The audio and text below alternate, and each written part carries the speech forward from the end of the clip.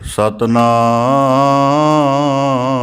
ਵਾਹਿਗੁਰੂ ਸਾਹਿਬ ਜੀ।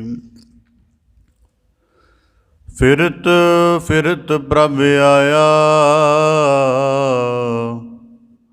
ਪਰਿਆ ਤੋ ਸਰਨਾਏ। ਨਾਨਕ ਕੀ ਪ੍ਰਭ ਬੇਨਤੀ,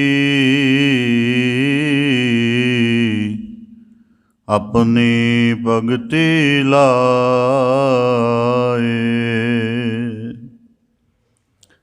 ਗੁਰ ਚਰਨ ਲਾਗ ਹਮ ਬਿਨਵਤਾ,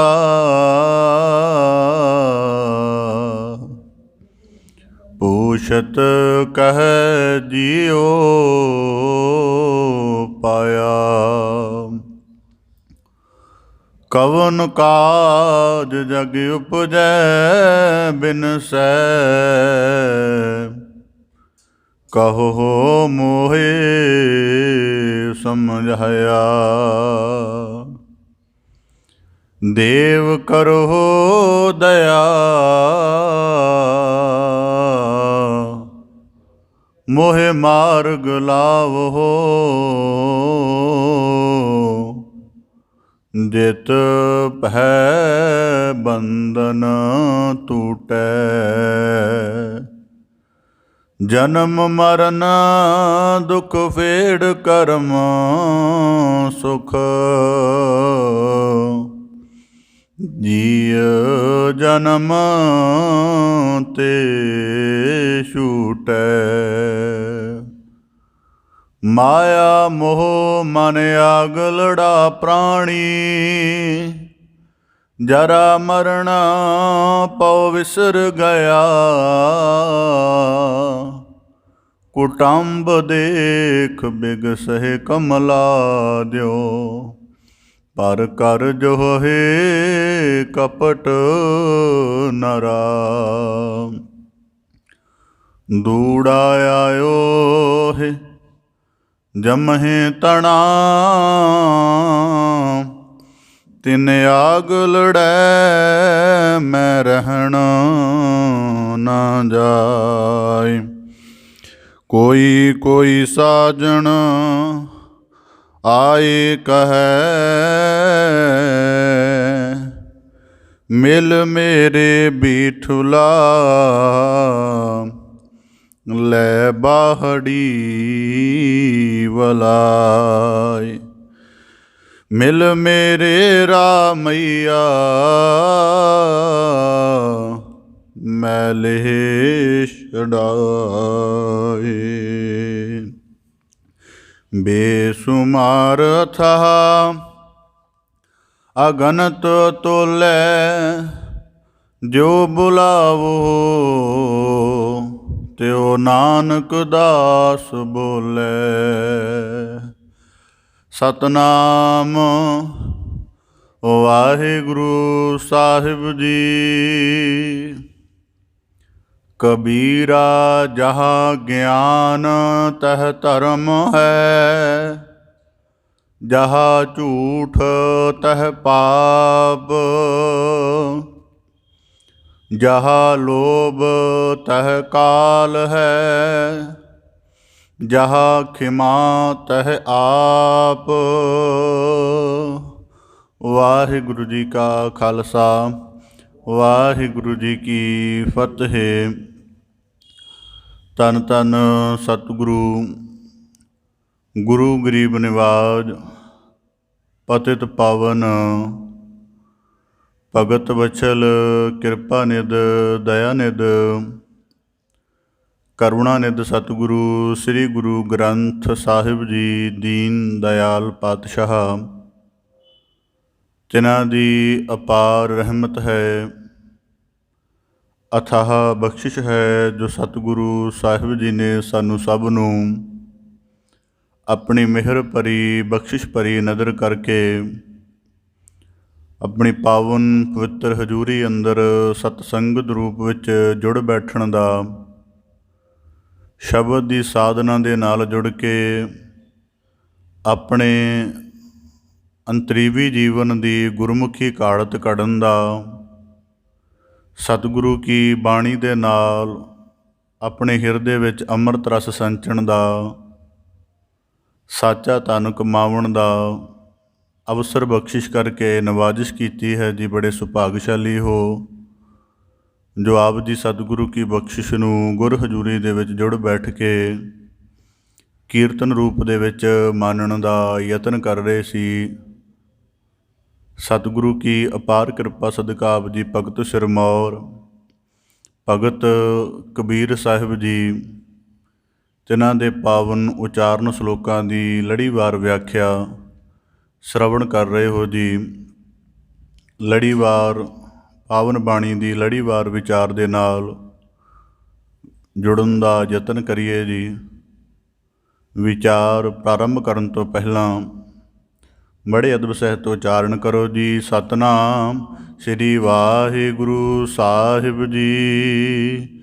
ਕਬੀਰਾ ਜਹਾਂ ਗਿਆਨ ਤਹ ਧਰਮ ਹੈ, ਜਹਾਂ ਝੂਠ ਤਹ ਪਾਪ।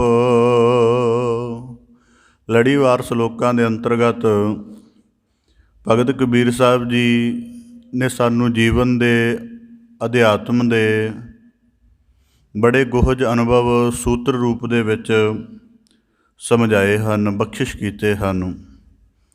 ਲੜੀਵਾਰ ਸ਼ਲੋਕਾਂ ਦੀ ਵਿਚਾਰ ਦੇ ਅੰਤਰਗਤ ਜਿਸ ਸ਼ਲੋਕ ਦੀ ਆਪ ਜੀ ਵਿਆਖਿਆ ਸ਼ਰਵਣ ਕਰ ਰਹੇ ਸੀ, ਭਗਤ ਕਬੀਰ ਸਾਹਿਬ ਜੀ ਸ਼ਲੋਕ ਦੁਆਰਾ ਬਖਸ਼ਿਸ਼ ਕੀਤੀ ਸੀ। ਕਬੀਰ ਜਹਾਂ ਗਿਆਨ ਤਹ ਧਰਮ ਹੈ। ਵਾਕ ਦੇ ਪਹਿਲੇ ਭਾਗ ਦੀ ਵਿਆਖਿਆ ਆਪ ਜੀ ਨੇ ਸ਼ਰਵਣ ਕੀਤੀ ਸੀ ਕਿ ਜਦੋਂ ਮਨੁੱਖ ਗਿਆਨਮਈ ਸਥਿਤੀ ਵਿੱਚ ਹੁੰਦਾ ਹੈ, ਉਦੋਂ ਉਹ ਧਰਮ ਦੇ ਸੱਚੇ, ਸੰਤੁਲਿਤ ਅਤੇ ਸ਼ੁੱਧ ਰੂਪ ਦਾ ਅਭਿਆਸ ਕਰਦਾ ਹੈ। ਇਸ ਦਾ ਸਾਰ ਭਾਵ ਸੀ ਕਿ ਜਦੋਂ ਮਨੁੱਖ ਦੇ ਕੋਲ ਅਕਾਲ ਪੁਰਖ ਦੀ ਵਿਆਪਕਤਾ ਦਾ ਦੀਰਘ ਗਿਆਨ ਹੋਵੇ ਤਾਂ ਉਹਦੀ ਹਜ਼ੂਰੀ ਵਿੱਚ ਸਦ ਵਿਚਰ ਸਕਦਾ, ਕਿਉਂਕਿ ਉਹਦੀ ਹੋਂਦ ਕੇਵਲ ਮੰਨਣ ਕਰਕੇ ਨਹੀਂ, ਉਹਨੂੰ ਗਿਆਨ ਕਰਕੇ ਨਜ਼ਰ ਆਉਂਦੀ। ਇਸ ਕਰਕੇ ਉਹ ਧਰਮ ਦਾ ਸੰਤੁਲਨ ਬਣਾਉਂਦਾ ਹੈ। ਫਿਰ ਜਦੋਂ ਗਿਆਨ ਕਰਕੇ ਮਨੁੱਖਾ ਜਨਮ ਦਾ ਉਚੇਰਾ ਮਨੋਰਥ ਪ੍ਰਾਪਤ ਹੋਵੇ ਅਤੇ ਫਿਰ ਮਨੁੱਖ ਸ਼ੁਭ ਗੁਣਾਂ ਦੇ ਨਾਲ, ਨਿਰਮਲ ਕਰਨੀ ਦੇ ਨਾਲ, ਉਚੇਰੇ ਵਿਚਾਰਾਂ ਅਤੇ ਖਿਆਲਾਂ ਦੇ ਨਾਲ ਆਪਣੇ ਆਪ ਨੂੰ ਜੋੜਦਾ ਹੈ। ਉਹਦੇ ਨਾਲ ਵੀ ਧਰਤੀ 'ਤੇ ਧਰਮ ਦਾ ਸੰਤੁਲਨ ਬਣਦਾ ਹੈ। ਫਿਰ ਮਨੁੱਖ ਇਸੇ ਤਰ੍ਹਾਂ ਆਪਣੇ ਮਨ ਦੇ ਤਲ 'ਤੇ ਜੇ ਗਿਆਨੀ ਹੋਵੇ ਤਾਂ ਮਾਇਆ ਦਾ ਜਿਤਨਾ ਪ੍ਰਭਾਵ ਮਨ 'ਤੇ ਪੈ ਕੇ ਮਨੁੱਖ ਨੂੰ ਭਟਕਾਉਂਦਾ ਹੈ, ਮਨੁੱਖ ਉੱਥੇ ਵੀ ਗਿਆਨ ਦੀ ਖੜਗ ਦੇ ਨਾਲ, ਬਾਣੀ ਵਿੱਚ ਵਾਕ ਆਉਂਦਾ, ਗਿਆਨ ਖੜਗ ਲੈ ਮਨ ਸਿਉ ਲੂਝੈ ਮਨਸਾ ਮਨਹਿ ਸਮਾਈ ਹੈ। ਕਿ ਫਿਰ ਗਿਆਨ ਰੂਪ ਖੜਗ ਦੇ ਨਾਲ ਮਨ ਦੇ ਸੰਕਲਪਾਂ ਵਿਕਲਪਾਂ ਨੂੰ ਰੋਜ਼ ਕੱਟ ਕੇ, ਫੁਰਨਿਆਂ ਤੋਂ ਰਹਿਤ ਕਰਕੇ, ਸ਼ਬਦ ਦੀ ਪ੍ਰਤੀਤ ਅੰਦਰ ਵਸਾਉਣ ਕਰਕੇ ਜੀਵਨ ਸਫਲ ਹੁੰਦਾ ਅਤੇ ਮਨੁੱਖ ਧਰਮ ਦੇ ਆਸ਼ੇ ਅਨੁਸਾਰ ਹੋ ਜਾਂਦਾ ਹੈ। ਇਸ ਤਰ੍ਹਾਂ ਭਗਤ ਕਬੀਰ ਸਾਹਿਬ ਜੀ ਨੇ ਇਸ ਸ਼ਲੋਕ ਦੇ ਪਹਿਲੇ ਭਾਗ ਵਿੱਚ, ਕਿਉਂਕਿ 4 ਭਾਗ ਬਣਦੇ ਹਨ ਜੇ ਵਿਆਖਿਆ ਦੇ ਨੁਕਤੇ ਤੋਂ ਦੇਖੀਏ, ਉਂਝ ਸ਼ਲੋਕ ਸੰਯੁਕਤ ਰੂਪ 'ਚ ਹੀ ਹੁੰਦਾ ਹੈ, ਪਰ ਅਸੀਂ ਆਪਣੀ ਵਿਆਖਿਆ ਦੇ ਲਈ ਉਸ ਨੂੰ ਕਈ ਭਾਗਾਂ ਦੇ ਵਿੱਚ ਕਰਕੇ ਦੇਖਦੇ ਹਾਂ। ਤਾਂ ਭਗਤ ਕਬੀਰ ਸਾਹਿਬ ਜੀ ਨੇ ਕੱਲ੍ਹ ਬਖਸ਼ਿਸ਼ ਕੀਤੀ ਸੀ, ਜਹਾਂ ਗਿਆਨ ਤਹ ਧਰਮ ਹੈ। ਜਿੰਨਾ ਚਿਰ ਮਨੁੱਖ ਹਰੇਕ ਪੱਖ ਤੋਂ ਗਿਆਨੀ ਨਹੀਂ ਹੁੰਦਾ, ਗਿਆਨੀ ਦਾ ਭਾਵ ਕੇਵਲ ਜਾਣਕਾਰੀ ਮਾਤਰ ਨਹੀਂ, ਗਿਆਨੀ ਦਾ ਭਾਵ ਜਿਹਨੇ ਉਸ ਦਾ ਬੋਧ ਵੀ ਪੈਦਾ ਕੀਤਾ ਹੈ, ਉਸ ਨੂੰ ਜਾਣਿਆ ਵੀ ਹੈ, ਅੰਦਰੋਂ ਬੁੱਝਿਆ ਵੀ ਹੈ, ਅਤੇ ਫਿਰ ਉਸੇ ਅਨੁਸਾਰ ਢਲ ਕੇ ਆਪਣੀ ਤਲਾਸ਼ ਦੇ ਨਾਲ ਉਹਦਾ ਅਨੁਭਵ ਵੀ ਕਮਾਇਆ ਹੈ। ਇਸੇ ਤਰ੍ਹਾਂ ਭਗਤ ਕਬੀਰ ਸਾਹਿਬ ਜੀ ਬਖਸ਼ਿਸ਼ ਕਰਦੇ ਹਨ, ਜਹਾਂ ਝੂਠ ਤਹ ਪਾਪ। ਭਗਤ ਕਬੀਰ ਸਾਹਿਬ ਜੀ ਸ਼ਲੋਕ ਦੇ ਦੂਜੇ ਭਾਗ ਵਿੱਚ ਬਖਸ਼ਿਸ਼ ਕਰਦੇ ਹਨ, ਜਹਾਂ ਝੂਠ ਤਹ ਪਾਪ। ਇਹ ਵੀ ਭਗਤ ਕਬੀਰ ਸਾਹਿਬ ਜੀ ਨੇ ਬੜਾ ਬਾਰੀਕ ਨੁਕਤਾ ਸਾਡੇ ਸਨਮੁਖ ਰੱਖਿਆ ਹੈ ਕਿ ਜਦੋਂ ਵੀ ਦੁਨੀਆ ਦੇ ਵਿੱਚ ਕਦੇ ਪਾਪ ਦੀ ਗੱਲ ਚੱਲੀ ਹੈ ਤਾਂ ਦੁਨੀਆ ਦੇ ਬੜੇ ਮਨੁੱਖਾਂ ਨੇ, ਜਿਵੇਂ ਕੁਝ ਦੁਨੀਆ ਦੇ ਵਿਦਵਾਨਾਂ ਦੇ ਖਿਆਲ ਨੇ ਕਿ ਪਾਪ ਦਾ ਮੂਲ ਜਿਹੜਾ ਉਹ ਲਾਲਚ ਹੁੰਦਾ ਹੈ ਜਾਂ ਪਾਪ ਦਾ ਮੂਲ ਲੋਭ ਹੁੰਦਾ ਹੈ, ਪਰ ਭਗਤ ਕਬੀਰ ਸਾਹਿਬ ਜੀ ਸਾਨੂੰ ਇੱਕ ਵਿਲੱਖਣ ਢੰਗ ਨਾਲ ਸਮਝਾਉਂਦੇ ਹਨ, ਜਹਾਂ ਝੂਠ ਤਹ ਪਾਪ। ਹੁਣ ਝੂਠ ਦੇ ਸੰਬੰਧ ਵਿੱਚ 1-2 ਵਾਕ ਆਪ ਦੇ ਸਨਮੁਖ ਰੱਖਦੇ ਹਾਂ ਤਾਂ ਕਿ ਗੱਲ ਸਪਸ਼ਟ ਹੋ ਜਾਏ। ਅਸੀਂ ਆਮ ਕਰਕੇ ਝੂਠ ਦੇ ਬਾਰੇ ਸਾਨੂੰ ਬਹੁਤਾ ਸਟੀਕ ਗਿਆਨ ਹੈ ਨਹੀਂ। ਪਰ ਜੇ ਅਸੀਂ ਗੁਰਬਾਣੀ ਦੇ ਅਨੁਸਾਰ ਝੂਠ ਦੀ ਸਥਿਤੀ ਨੂੰ ਵਾਚੀਏ ਤਾਂ ਝੂਠ ਦਾ ਜਿਹੜਾ ਇੱਕ ਅਰਥ ਹੈ ਕੂੜ, ਗੁਰਬਾਣੀ 'ਚ ਕੂੜ ਸ਼ਬਦ ਵੀ ਬਹੁਤ ਵਾਰ ਆਉਂਦਾ। ਝੂਠ ਦਾ ਅਰਥ ਹੈ ਅਸਲ, ਸ਼ੁੱਧ ਅਤੇ ਅੰਤਮ ਸਥਿਤੀ ਤੋਂ, ਅੰਤਮ ਸੱਚ ਸਥਿਤੀ ਤੋਂ ਜੋ ਕੁਝ ਉਲਟ ਹੈ ਉਹ ਸਭ ਝੂਠ ਹੈ। ਵਾਕ ਨੂੰ ਧਿਆਨ ਦੇ ਵਿੱਚ ਰੱਖਣਾ ਕਿ ਅਸਲ ਜਿਹੜਾ ਕਿਸੇ ਤਰ੍ਹਾਂ ਦੇ ਪ੍ਰਮਾਣ ਦੇ ਨਾਲ ਸਾਬਤ ਹੋਣ ਦੀ ਲੋੜ ਨਹੀਂ, ਉਹ ਅਸਲ ਜਿਹੜਾ ਪਰਮੇਸ਼ਵਰੀ ਆਪਣੇ ਆਪ ਦੇ ਵਿੱਚ ਹੈ। ਸ਼ੁੱਧ ਦਾ ਭਾਵ ਜਿਹਦੇ ਵਿੱਚ ਮਿਲਾਵਟ ਦੀ ਕੋਈ ਗੁੰਜਾਇਸ਼ ਨਹੀਂ ਕਿ ਉਹਨੂੰ ਪ੍ਰੂਵ ਕਰਨ ਦੇ ਲਈ ਕੋਈ ਸਹਾਰਾ ਲੈਣਾ ਪਏ। ਅੰਤਮ ਸਥਿਤੀ ਦਾ ਭਾਵ ਕਿ ਕਿੰਨੀ ਵਾਰੀ ਉਹਦੇ 'ਤੇ ਪਰਦੇ ਪੈ ਜਾਣ ਉਹ ਫਿਰ ਵੀ ਆਪਣੀ ਜਿਹੜੀ ਅਸਲ ਹੈ ਉਹਨੂੰ ਪ੍ਰਗਟ ਕਰਕੇ ਰਹਿੰਦਾ। ਇਸ ਕਰਕੇ ਝੂਠ ਉਸ ਸਥਿਤੀ ਦਾ ਨਾਮ ਹੈ ਜਿਸ ਸਥਿਤੀ ਦੇ ਵਿੱਚ ਅਸਲ ਤੋਂ, ਸ਼ੁੱਧਤਾ ਤੋਂ ਅਤੇ ਉਹਦੇ ਅੰਤਮ ਨਿਰਪੱਖ ਸਥਿਤੀ ਤੋਂ ਕਿਨਾਰਾ ਬਣਾ ਕੇ ਉਹਦੇ ਉੱਪਰ ਪਰਦਾ ਪਾਇਆ ਜਾਂਦਾ ਹੈ। ਇਹਨੂੰ ਝੂਠ ਕਿਹਾ ਜਾਂਦਾ। ਅਤੇ ਮਨੋਵਿਗਿਆਨ ਵਿਸ਼ਾ ਹੈ, ਉਹਦੇ ਵਿੱਚ ਕਿਹਾ ਜਾਂਦਾ ਕਿ ਜਿਹੜਾ ਝੂਠ ਹੈ ਇਹ ਮਨੁੱਖ ਦੀ ਹਨੇਰੇ ਵਾਲੀ ਪ੍ਰਵਿਰਤੀ ਹੈ। ਜਿਵੇਂ ਮਨੁੱਖ ਹਨੇਰੇ ਵਿੱਚ ਕਈ ਵਾਰੀ ਖਲੋਤਾ ਹੋਵੇ ਅਤੇ ਉਹ ਅਨੈਤਿਕ ਕਰਮ ਵੀ ਕਰ ਰਿਹਾ ਹੋਵੇ ਅਤੇ ਉਹ ਸਮਝਦਾ ਕਿ ਮੈਨੂੰ ਕੋਈ ਦੇਖ ਤਾਂ ਰਿਹਾ ਨਹੀਂ। ਇਸ ਕਰਕੇ ਮਨੋਵਿਗਿਆਨ ਕਹਿੰਦਾ ਕਿ ਜਿਹੜਾ ਝੂਠ ਹੈ ਇਹ ਬੰਦੇ ਦੇ ਅੰਦਰ ਦੀ ਹਨੇਰੇ ਵਾਲੀ ਸਥਿਤੀ ਹੈ। ਜਿਵੇਂ ਚੋਰ ਸਮਝਦਾ ਕਿ ਮੈਂ ਹਨੇਰੇ ਵਿੱਚ ਚੋਰੀ ਕਰ ਰਿਹਾ ਹਾਂ, ਪਰ ਉਹ ਸਮਝ ਰਿਹਾ ਹੈ, ਇਸ ਕਰਕੇ ਉਹ ਹਨੇਰੇ ਦਾ ਇੱਕ ਲਾਭ ਉਠਾ ਰਿਹਾ ਹੈ। ਤਾਂ ਕਰਕੇ ਮਨੋਵਿਗਿਆਨ, ਮਨੋਵਿਸ਼ਲੇਸ਼ਕ ਆਖਦੇ ਨੇ ਕਿ ਜਿਹੜਾ ਝੂਠ ਹੈ ਉਹ ਬੰਦੇ ਦੇ ਅੰਦਰ ਦੀ ਹਨੇਰੇ ਵਾਲੀ ਸਥਿਤੀ ਹੈ ਜਿਹਦੇ ਵਿੱਚ ਉਹਦੇ ਸਾਰੇ ਕਰਮ ਜਿਹੜੇ ਹਨ ਅਗਿਆਨ ਦੇ ਸਹਿਤ ਹੀ ਹੋ ਜਾਂਦੇ ਹਨ। ਇਸ ਕਰਕੇ ਭਗਤ ਕਬੀਰ ਸਾਹਿਬ ਜੀ ਨੇ ਬਖਸ਼ਿਸ਼ ਕੀਤੀ, ਜਹਾਂ ਝੂਠ ਤਹਿ ਪਾਪ। ਜਿੱਥੇ ਝੂਠ ਦੀ ਸਥਿਤੀ ਹੈ, ਝੂਠ ਦਾ ਭਾਵ ਜਿੱਥੇ ਮਨੁੱਖ ਅਸਲ ਨੂੰ ਨਹੀਂ ਪਛਾਣਦਾ, ਜਿੱਥੇ ਉਹ ਸ਼ੁੱਧਤਾ ਦੇ ਉਚੇਰੇ ਮਾਪਦੰਡ ਨੂੰ ਸ਼ਨਾਖਤ ਕਰਨ ਤੋਂ ਅਸਮਰੱਥ ਰਹਿੰਦਾ ਹੈ, ਜਿੱਥੇ ਉਹ ਅੰਤਮ ਨਿਰਪੱਖ ਸਥਿਤੀ ਨੂੰ ਬੁੱਝਣ ਤੋਂ, ਉਸ ਨੂੰ ਜਾਣਨ ਤੋਂ ਬਾਅਦ, ਵਿਅਕਤ ਕਰਨ ਤੋਂ ਬਾਅਦ ਵੀ ਜਿਹੜਾ ਹੈ ਨਾਕਾਮ ਰਹਿੰਦਾ ਹੈ, ਉਸ ਨੂੰ ਝੂਠ ਦਾ ਨਾਮ ਦਿੱਤਾ ਜਾਂਦਾ ਹੈ। ਇਸ ਕਰਕੇ ਭਗਤ ਕਬੀਰ ਸਾਹਿਬ ਨੇ ਕਿਹਾ, ਜਹਾਂ ਝੂਠ ਤਹਿ ਪਾਪ। ਜਿੱਥੇ ਅਸਲ ਨਹੀਂ ਹੋਏਗਾ ਉੱਥੇ ਨਕਲ ਪ੍ਰਧਾਨ ਹੋਏਗੀ ਅਤੇ ਨਕਲ ਦੇ ਨਾਲ ਪਾਪ ਹੋਏਗਾ। ਜਿਵੇਂ ਬਾਜ਼ਾਰ ਦੇ ਵਿੱਚ ਅਸਲ ਵਸਤ ਦਾ ਉੱਪਰ ਲਿਬਾਸ ਜਿਹਾ ਬਣਾ ਕੇ ਨਕਲ ਵੇਚੀ ਜਾਂਦੀ ਹੈ ਅਤੇ ਉਹ ਨਕਲ ਨੂੰ ਜਦੋਂ ਕੋਈ ਖੁਰਾਕ ਦੇ ਤਲ 'ਤੇ, ਪਹਿਨਣ ਦੇ ਤਲ 'ਤੇ, ਵਰਤੋਂ ਵਿਹਾਰ ਦੇ ਤਲ 'ਤੇ ਕੋਈ ਵਰਤਦਾ ਹੈ ਅਤੇ ਉਹਦਾ ਨੁਕਸਾਨ ਹੁੰਦਾ ਹੈ ਅਤੇ ਉਹ ਪਾਪ ਦੀ ਬਿਰਤੀ ਪੈਦਾ ਹੁੰਦੀ, ਸਥਿਤੀ ਪੈਦਾ ਹੁੰਦੀ। ਇਸ ਕਰਕੇ ਭਗਤ ਕਬੀਰ ਸਾਹਿਬ ਜੀ ਨੇ ਕਿਹਾ, ਜਹਾਂ ਝੂਠ ਤਹਿ ਪਾਪ। ਜਿੱਥੇ ਝੂਠ ਹੈ ਉੱਥੇ ਹੀ ਪਾਪ। ਇਸ ਕਰਕੇ ਹੁਣ ਇਸ ਝੂਠ ਦੀ ਸਥਿਤੀ ਨੂੰ ਮੈਂ 4 ਨੁਕਤਿਆਂ ਦੇ ਨਾਲ ਆਪਦੇ ਸਨਮੁਖ ਰੱਖਣ ਦਾ ਯਤਨ ਕਰਾਂਗਾ। ਸਭ ਤੋਂ ਪਹਿਲਾਂ ਅਸੀਂ ਬਾਣੀ 'ਚ ਝੂਠ ਦਾ ਪਹਿਲਾ ਅਰਥ ਹੁੰਦਾ ਅਸੱਤਯ। ਅਸੱਤਯ ਦਾ ਭਾਵ ਕਿ ਜੋ ਠੀਕ ਸੱਚ ਹੈ ਨਹੀਂ ਪਰ ਲੱਗ ਰਿਹਾ, ਜਾਂ ਉਹਨੂੰ ਜਚਾਇਆ ਜਾ ਰਿਹਾ ਹੈ, ਜਾਂ ਉਹਦੇ ਬਾਰੇ ਇਸ ਤਰ੍ਹਾਂ ਬਿਆਨ ਕੀਤਾ ਜਾ ਰਿਹਾ। ਜਿਵੇਂ ਦੁਨੀਆ ਦਾ ਬੜਾ ਵੱਡਾ ਤਾਨਾਸ਼ਾਹ ਹੋਇਆ ਅਡੋਲਫ ਹਿਟਲਰ, ਉਹਦੀ ਸਵੈ ਜੀਵਨੀ ਪੜ੍ਹੋ, ਉਹਦੇ ਵਿੱਚ ਇੱਕ ਖਿਆਲ ਮਿਲਦਾ ਹੈ। ਉਹ ਕਹਿੰਦਾ ਕਿ ਝੂਠ ਅਤੇ ਸੱਚ 'ਚ ਕੋਈ ਬਹੁਤਾ ਫਰਕ ਨਹੀਂ ਹੈ।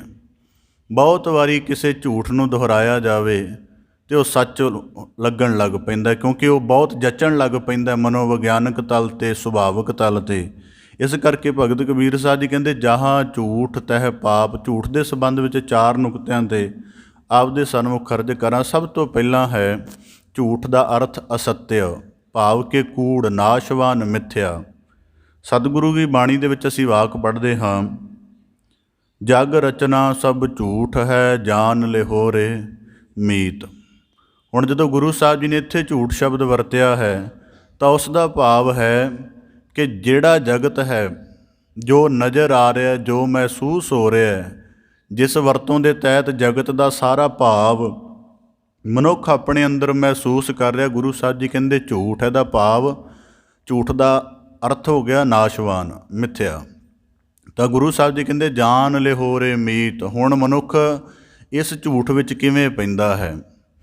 ਜਦੋਂ ਮਨੁੱਖ, ਕਿਉਂਕਿ ਅਸੀਂ ਬਹੁਤੀ ਵਾਰੀ ਝੂਠ ਦਾ ਮੁਲਾਂਕਣ ਵਿਵਹਾਰ ਦੇ ਤਲ 'ਤੇ ਹੀ ਕਰਦੇ ਹਾਂ ਜੀ, ਇਹ ਮੂੰਹ ਤੋਂ ਜ਼ਿਆਦਾ ਬੋਲਦਾ, ਪਰ ਇੰਨੀ ਕੁ ਸਥਿਤੀ ਨਹੀਂ ਹੈਗੀ ਇਹਦੀ ਬਹੁਤ ਜ਼ਿਆਦਾ ਹੈ। ਸਭ ਤੋਂ ਪਹਿਲਾਂ ਮਨੁੱਖ ਇਸ ਜਗਤ ਨੂੰ ਸੱਚ ਜਾਣ ਲੈਂਦਾ। ਸੱਚ ਜਾਣਨ ਕਰਕੇ ਉਹ ਸੰਸਾਰ ਦੇ ਵਿੱਚ ਜੋ ਕੁਝ ਉਪਜਿਆ ਹੈ ਉਹਨੂੰ ਸਦੀਵ ਮੰਨਦਾ ਹੈ। ਜਦੋਂ ਸਦੀਵ ਮੰਨਣ ਦਾ, ਜਦ ਕਿ ਅਸਲ ਕੀ ਹੈ ਕਿ ਇਹ ਜੋ ਉਪਜਿਓ ਸੋ ਬਿਨਸ ਹੈ, ਪਰੋ ਆਦਿਕੈ ਕਾਲ। ਜਾਂ ਜੋ ਜਨਮਿਆ ਸੋ ਬਿਨਸ, ਜੋ ਜਨਮੈ ਸੋ ਜਾਨੋ ਮੂਆ। ਅਸਲ ਇਹ ਹੈ, ਪਰ ਇਸ ਅਸਲ ਦੇ ਉੱਪਰ ਮਨੁੱਖ ਪੜਦਾ ਪਾਉਂਦਾ ਹੈ। ਜਿਵੇਂ ਮੌਤ ਹੈ, ਇਹ ਅਸਲ ਹੈ ਜੀਵਨ ਦਾ, ਅੰਤਮ ਸਥਿਤੀ ਇਹੀ ਹੈ। ਮੌਤ ਤੋਂ ਅੱਗੇ ਬੰਦੇ ਦਾ ਕੁਝ ਵੀ ਨਹੀਂ ਹੈ। ਇਹ ਅੰਤਮ ਸਥਿਤੀ ਹੈ, ਅੰਤਮ ਨਿਰਪੱਖ ਸਥਿਤੀ ਹੈ ਕਿ ਅਸੀਂ ਭਾਵੇਂ ਉਹਦੇ ਨਾਲ ਸਹਿਮਤ ਹੋਈਏ ਜਾਂ ਨਾ ਹੋਈਏ, ਪਰ ਉਹ ਫਿਰ ਵੀ ਅਟੱਲ ਰੂਪ ਦੇ ਵਿੱਚ ਵਿਆਪਕ ਰਹੇਗੀ। ਇਸ ਕਰਕੇ ਮਨੁੱਖ ਉਹਦੇ ਉੱਪਰ ਪੜਦਾ ਕੁਸ਼ੀ ਕਰਦਾ ਹੈ। ਤਾਂ ਇਸ ਤਰ੍ਹਾਂ ਗੁਰੂ ਸਾਹਿਬ ਜੀ ਕਹਿੰਦੇ ਕਿ ਝੂਠ ਦਾ ਭਾਵ ਹੈ ਨਾਸ਼ਵਾਨ, ਜੋ ਉਪਜ ਰਿਹਾ ਉਹ ਬਿਨਸੇਗਾ ਵੀ। ਹੁਣ ਪਹਿਲਾਂ ਗੱਲ ਜੋ ਉਪਜਿਆ ਹੈ ਉਹਦੇ ਵਿੱਚ ਜਦੋਂ ਮਨੁੱਖ ਨੇ ਉਹਦੀ ਅਸਲ ਸ਼ੁੱਧ ਸਥਿਤੀ ਨੂੰ ਨਹੀਂ ਜਾਣਿਆ ਤਾਂ ਉਹਨੂੰ ਝੂਠ ਦੇ ਵਿਵਹਾਰ ਵਿੱਚ ਪਾਲਿਆ ਅਤੇ ਉਹਨੂੰ ਸਦੀਵੀ ਮੰਨਣ ਲੱਗ ਪਿਆ। ਸਦੀਵੀ ਦੇ ਵਿੱਚ ਇੱਕ ਹੋਰ ਸਮੱਸਿਆ ਪੈਦਾ ਹੋ ਗਈ, ਆਪਣਾ ਮੰਨਣ ਲੱਗ ਪਿਆ। ਅਤੇ ਆਪਣੇ ਦੇ ਵਿੱਚ ਇੱਕ ਹੋਰ ਸਮੱਸਿਆ ਪੈਦਾ ਹੋ ਗਈ ਕਿ ਆਪਣੇ ਦੁਆਰਾ ਕੰਟਰੋਲਡ ਮੰਨਣ ਲੱਗ ਪਿਆ। ਜਿਵੇਂ ਮਨੁੱਖ ਆਪਣੀ ਆਜੂ ਨੂੰ ਜਾਂ ਜੀਵਨ ਦੇ ਹੋਰ ਵਰਤਾਰਿਆਂ ਨੂੰ ਜਿਹੜਾ ਹੈ ਉਹ ਸੱਚ ਦੇ ਜਦੋਂ ਰੂਪ ਪ੍ਰਗਟਦੇ ਨੇ ਉਹਨਾਂ 'ਤੇ ਕੰਟਰੋਲਡ ਕਰਨ ਦੀ ਕੋਸ਼ਿਸ਼ ਕਰਦਾ। ਜਿਵੇਂ ਕਿ ਦੁੱਖ ਹੈ, ਜਿਵੇਂ ਮੌਤ ਹੈ, ਜਾਂ ਜੀਵਨ ਦੇ ਕੋਈ ਹੋਰ ਸੰਕਟ ਵਾਲੇ ਪੱਖ ਹਨ, ਪਰ ਉਹ ਸੱਚ ਹਨ ਕਿਉਂਕਿ ਉਹ ਵਿਆਪਕ, ਕਿਉਂਕਿ ਹੁਕਮ ਵਿਚਕਾਰ ਚੱਲ ਰਹੀ ਹੈ। ਇਸ ਕਰਕੇ ਗੁਰੂ ਸਾਹਿਬ ਜੀ ਕਹਿੰਦੇ ਜਗ ਰਚਨਾ ਸਭ ਝੂਠ ਹੈ, ਜਾਨ ਲਿਹੋ ਰੇ ਮੀਤ। ਜਦੋਂ ਮਨੁੱਖ ਜੱਗ ਦੀ ਅਸਲੀਅਤ ਨੂੰ ਜਾਣਦਾ ਹੈ, ਪਤਾ ਵੀ ਹੈ ਕਿ ਜੋ ਉਪਜ ਰਿਹਾ ਉਹ ਬਿਨਸੇਗਾ, ਜੋ ਜਨਮ ਰਿਹਾ ਉਹ ਮ੍ਰਿਤ ਹੋਏਗਾ, ਇਸ ਅਸਲੀਅਤ ਦੇ ਉੱਪਰ ਪੜਦਾ ਪਾ ਕੇ ਜਦੋਂ ਮਨੁੱਖ ਜੀਵਨ ਜਿਉਣਾ ਸ਼ੁਰੂ ਕਰ ਦਿੰਦਾ ਹੈ ਤਾਂ ਉਹ ਉਹਦਾ ਝੂਠ ਵਾਲਾ ਜੀਵਨ ਹੋ ਜਾਂਦਾ ਹੈ। ਉਹ ਇਸ ਝੂਠੇ ਜਗਤ ਨੂੰ ਸੱਚ ਮੰਨਣ ਲੱਗ ਪੈਂਦਾ। ਜਦੋਂ ਇਹੀ ਸਥਿਤੀ ਪੈਦਾ ਹੁੰਦੀ ਹੈ, ਪਹਿਲੀ ਦਫਾ ਇੱਕ ਪੜਦਾ ਤਾਣਦਾ ਹੈ, ਮੁੜ ਕੇ ਉਸ ਪੜਦੇ ਨੂੰ, ਕਿਉਂਕਿ ਉੱਡਣਾ ਹੈ, ਸੱਚ ਨੇ ਪ੍ਰਗਟ ਹੋਣਾ ਹੈ, ਬਾਰ-ਬਾਰ ਉਹਦੇ ਉੱਪਰ ਪੜਦੇ ਤਾਣਦਾ ਹੈ। ਕੋਈ ਰੋਗੀ ਦੇਖਦਾ ਹੈ ਅਤੇ ਰੋਗੀ ਨੂੰ ਦੇਖ ਕੇ ਸਰੀਰ ਦਾ ਜਰਾ ਰੋਗ ਨਹੀਂ ਯਾਦ ਹੁੰਦਾ। ਕਿਸੇ ਨੂੰ ਮ੍ਰਿਤ ਦੇਖਦਾ ਹੈ, ਆਪਣੇ ਜੀਵਨ ਦੀ ਅਸਲੀਅਤ ਮ੍ਰਿਤਪੁਣਾ ਯਾਦ ਨਹੀਂ ਆਉਂਦਾ, ਮ੍ਰਿਤਕ ਸਥਿਤੀ ਯਾਦ ਨਹੀਂ ਆਉਂਦੀ। ਜੀਵਨ ਦੇ ਵਿੱਚ ਕਿਸੇ ਦੀ ਹਾਨੀ ਦੇਖਦਾ ਬੜੀ ਵੱਡੀ, ਆਪਣੀ ਹਾਨੀ ਨਹੀਂ ਆਉਂਦੀ, ਕਿਉਂਕਿ ਪਹਿਲਾਂ ਹੀ ਝੂਠ ਸੱਚ ਨੂੰ ਇਨਕਾਰ ਕਰਕੇ ਉਹਨੂੰ ਝੂਠ ਰੂਪ 'ਚ ਅਪਣਾ ਲਿਆ ਹੈ। ਹੁਣ ਇਹਦੇ ਵਿੱਚੋਂ ਜੋ ਕੁਝ ਵੀ ਪੈਦਾ ਕਰੇਗਾ ਉਹ ਝੂਠ ਹੀ ਹੋਏਗਾ। ਜਿਵੇਂ ਅਕਸਰ ਗੁਰਬਾਣੀ ਵਿੱਚ ਅਸੀਂ ਜਾਂ ਕਥਾ ਦੌਰਾਨ ਝੂਠਾ ਮੋਹ ਕਹਿੰਦੇ ਹਾਂ, ਤਾਂ ਉਹ ਕੀ ਹੈ ਕਿ ਪਹਿਲਾਂ ਹੀ ਇਹਨੇ ਗਲਤ ਮੰਨ ਲਿਆ ਕਿ ਜਦੋਂ ਪਤਾ ਹੈ ਕਿ ਜਿਹੜੇ ਸੰਬੰਧੀ ਨੇ ਇਹ ਚੱਲਣਹਾਰ ਨੇ, ਜਿਹੜੇ ਪਦਾਰਥ ਨੇ ਇਹ ਵੀ ਇੱਕ ਸਮੇਂ 'ਤੇ ਜਾ ਕੇ ਬਿਨਸ ਜਾਣਗੇ, ਜਿਹੜਾ ਸਰੀਰ ਦਾ ਆਕਾਰ ਬਣਿਆ ਇਹ ਵੀ ਕਿਸੇ ਸਥਿਤੀ 'ਤੇ ਜਾ ਕੇ ਟੁੱਟ ਜਾਏਗਾ। ਇਹ ਤਾਂ ਅਸਲ ਹੈ, ਇਹੀ ਸੱਚ ਹੈ, ਪਰ ਇਹਦੇ 'ਤੇ ਪਰਦਾ ਪਾ ਕੇ ਅਤੇ ਇਹਦਾ ਦੂਜਾ ਅਗਿਆਨ ਵਾਲਾ ਰੂਪ ਹੰਢਾਉਣਾ ਸ਼ੁਰੂ ਕਰ ਦਿੱਤਾ ਹੈ। ਹੁਣ ਇਹਦੇ ਨਾਲ ਮੋਹ ਪਾਏਗਾ, ਉਹ ਵੀ ਝੂਠਾ ਹੋਏਗਾ, ਕਿਉਂਕਿ ਜਦੋਂ ਸੱਚ ਹੀ ਨਹੀਂ ਕਾਇਮ ਰਿਹਾ ਅਤੇ ਜਿਹੜੇ ਮਤਲਬ ਜਿਵੇਂ ਸਰੀਰ ਨਾਲ ਵੀ ਪਾਲੇ ਅਤੇ ਸਰੀਰ ਦਾ ਸੱਚ ਕੀ ਹੈ ਕਿ ਬਿਨਸੇਗਾ। ਤਾਂ ਗੁਰੂ ਸਾਹਿਬ ਜੀ ਕਹਿੰਦੇ ਪਹਿਲਾ ਪੱਧਰ ਕੀ ਵਾਪਰਦਾ ਹੈ ਕਿ ਮਨੁੱਖ ਜਿਹੜਾ ਹੈ ਕੂੜਿਆਰੀ ਜੀਵਨ ਨੂੰ ਹੰਢਾਉਂਦਾ। ਜਪਜੀ ਸਾਹਿਬ ਦੀ ਬਾਣੀ ਰੋਜ਼ਾਨਾ ਪੜ੍ਹਦੇ ਹਾਂ, ਜੇ ਦੀਰਘਤਾ ਦੇ ਨਾਲ ਪੜ੍ਹੀਏ ਤਾਂ ਅੱਜ ਦੀ ਵਿਆਖਿਆ ਤੁਹਾਨੂੰ ਸਾਰੀ ਉਹਦੇ ਨਾਲ ਜੁੜਦੀ ਪ੍ਰਤੀਤ ਹੋਏਗੀ, ਉਹਦਾ ਉੱਤਰ ਪ੍ਰਤੀਤ ਹੋਏਗੀ। ਕਿਵ ਸਚਿਆਰਾ ਹੋਈ ਹੈ, ਕਿਵ ਕੂੜੈ ਟੁੱਟੈ ਪਾਲ। ਹੁਣ ਕੂੜ ਦੀ ਪਾਲ ਕੀ ਹੈ ਕਿ ਅਸੀਂ ਇਸ ਜਗਤ ਨੂੰ ਸਦੀਵ ਮੰਨ ਬੈਠੇ ਹਾਂ, ਔਰ ਜੇ ਕਈ ਵਾਰੀ ਬਾਹਰੋਂ ਉਹਦਾ ਪ੍ਰਗਟਾਵਾ ਨਾ ਕਰੀਏ, ਜਿਵੇਂ ਜਿੰਨਾ ਪਦਾਰਥ ਸੰਚਿਆ ਹੈ ਉਹਨੂੰ ਆਪਣਾ ਮੰਨ ਰਹੇ ਹਾਂ, ਦੇਹੀ ਨੂੰ ਆਪਣੀ ਮੰਨ ਰਹੇ ਹਾਂ, ਅਤੇ ਇਹ ਸਾਰਾ ਸੱਚ 'ਤੇ ਆਧਾਰਿਤ ਵਰਤਾਰਾ। ਜਦੋਂ ਗੁਰੂ ਸਾਹਿਬ ਜੀ ਕਹਿੰਦੇ ਇਸ ਕਰਕੇ ਅਸੀਂ ਇਹਦੇ ਉਲਟ ਚੱਲ ਰਹੇ ਹਾਂ, ਤਾਂ ਕਰਕੇ ਸਾਡਾ ਜੀਵਨ ਝੂਠ ਵਿੱਚ ਪ੍ਰਵਿਰਤ ਹੋ ਜਾਂਦਾ ਹੈ। ਸੁਖਮਨੀ ਸਾਹਿਬ ਦੀ ਬਾਣੀ ਪੜ੍ਹੀਏ, ਉੱਥੇ ਵਿੱਚ ਹੁੰਦਾ ਮਿੱਥਿਆ ਤਨ ਤਨ ਕੁਡੰਬ ਸੰਭਾਇਆ, ਮਿੱਥਿਆ ਹਉਮੈ ਮਮਤਾ ਮਾਇਆ, ਮਿੱਥਿਆ ਰਾਜ ਜੋਬਨ ਧਨ ਮਾਲ, ਮਿੱਥਿਆ ਕਾਮ ਕ੍ਰੋਧ ਵਿਕਰਾਲ। ਉਹ ਕਿੱਡਾ ਵੱਡਾ ਗੁਰੂ ਸਾਹਿਬ ਜੀ ਨੇ ਸਾਨੂੰ ਪਰਸਪੈਕਟਿਵ ਸਮਝਾਇਆ ਕਿ ਜਗਤ ਦੇ ਝੂਠ ਦਾ ਵਰਤਾਰਾ ਕਿੰਨਿਆਂ ਪੱਖਾਂ 'ਤੇ ਚੱਲਦਾ ਹੈ। ਤਾਂ ਪਹਿਲਾ ਪੱਖ ਹੋ ਗਿਆ ਝੂਠ ਦਾ। ਹੁਣ ਇਹਦੇ ਕਰਕੇ ਪਾਪ ਕਿਵੇਂ ਪੈਦਾ ਹੁੰਦਾ ਹੈ। ਹੁਣ ਜਦੋਂ ਮਨੁੱਖ ਸੱਚ, ਜਗਤ ਦੀ ਸੱਚ ਦੇ ਉੱਪਰ ਪੜਦਾ ਪਾ ਕੇ ਇਹਨੂੰ ਸਦੀਵੀ ਮੰਨਦਾ ਹੈ, ਫਿਰ ਸਦੀਵੀ ਮੰਨਣ ਦੇ ਵਿੱਚ ਉਹ ਕਰਮ ਇਸ ਤਰ੍ਹਾਂ ਦੇ ਕਰਨੇ ਸ਼ੁਰੂ ਕਰ ਦਿੰਦਾ ਹੈ ਜਿਹਦੇ ਨਾਲ ਮੈਲ ਵੱਧਦੀ ਹੈ। ਜਿਵੇਂ ਸੱਚ ਕੀ ਹੈ ਕਿ ਨਾ ਕੋ ਲੈ ਆਇਓ ਇਸ ਧਨ ਕੋ, ਨਾ ਕੋ ਲੈ ਜਾਤ। ਇਹ ਅਸਲ ਸੱਚ ਇਹ ਹੈ, ਪਰ ਝੂਠ ਵਾਲਾ ਜੀਵਨ ਜਿਉਣ ਕਰਕੇ ਬੰਦਾ ਸੰਚਣ ਲੱਗ ਪੈਂਦਾ ਹੈ, ਅਤੇ ਸੰਚਣਦਿਆਂ ਫਿਰ ਉਹ ਕਈ ਤਰ੍ਹਾਂ ਦੀ ਬੇਈਮਾਨੀਆਂ ਪੈਦਾ ਕਰਦਾ ਹੈ, ਅਤੇ ਉਸ ਬੇਈਮਾਨੀਆਂ ਦੇ ਨਾਲ ਪਾਪ ਪੈਦਾ ਹੁੰਦਾ। ਇਸ ਕਰਕੇ ਭਗਤ ਕਬੀਰ ਸਾਹਿਬ ਜੀ ਪਹਿਲਾ ਨੁਕਤਾ ਸਾਨੂੰ ਇਹ ਸਪਸ਼ਟ ਕਰਦੇ ਨੇ ਕਿ ਜਦੋਂ ਜਗਤ ਦੀ ਅਸਲੀਅਤ ਮਨੁੱਖ ਵਸਾਰ ਕੇ ਅਤੇ ਝੂਠ ਵਾਲਾ ਜੀਵਨ ਧਾਰਨ ਕਰਦਾ, ਫਿਰ ਉਹਦੇ ਵਿੱਚੋਂ ਜਿੰਨੇ ਵੀ ਕਰਮ ਕਰਦਾ ਹੈ ਉਹ ਸਾਰੇ ਪਾਪ ਰੂਪ ਹੋ ਜਾਂਦੇ ਹਨ, ਕਿਉਂਕਿ ਉਹਦੇ ਅੰਦਰ ਸੱਚ ਦੀ ਮੌਜੂਦਗੀ ਨਹੀਂ ਰਹੀ। ਇਸ ਕਰਕੇ ਪਹਿਲਾ ਪੱਖ ਹੈ ਕਿ ਜਗਤ ਦੀ ਅਸਲੀਅਤ ਤੋਂ ਅਣਜਾਣ ਹੋਣਾ, ਜਾਂ ਉਹਨੂੰ ਜਾਣ ਬੁੱਝ ਕੇ ਵਿਸਾਰਨਾ, ਇਹ ਸਾਡਾ ਝੂਠਾ ਜੀਵਨ ਹੈ। ਇਸ ਤਰ੍ਹਾਂ ਭਗਤ ਕਬੀਰ ਸਾਹਿਬ ਜੀ ਪਹਿਲੇ ਨੁਕਤੇ ਦੁਆਰਾ ਸਾਨੂੰ ਬਖਸ਼ਿਸ਼ ਕਰਦੇ ਹਨ, ਜਹਾਂ ਝੂਠ ਤਹਿ ਪਾਪ। ਹੁਣ ਦੂਜਾ ਕਾਰਨ ਹੈ ਝੂਠ ਦੇ ਨੁਕਤੇ ਦਾ।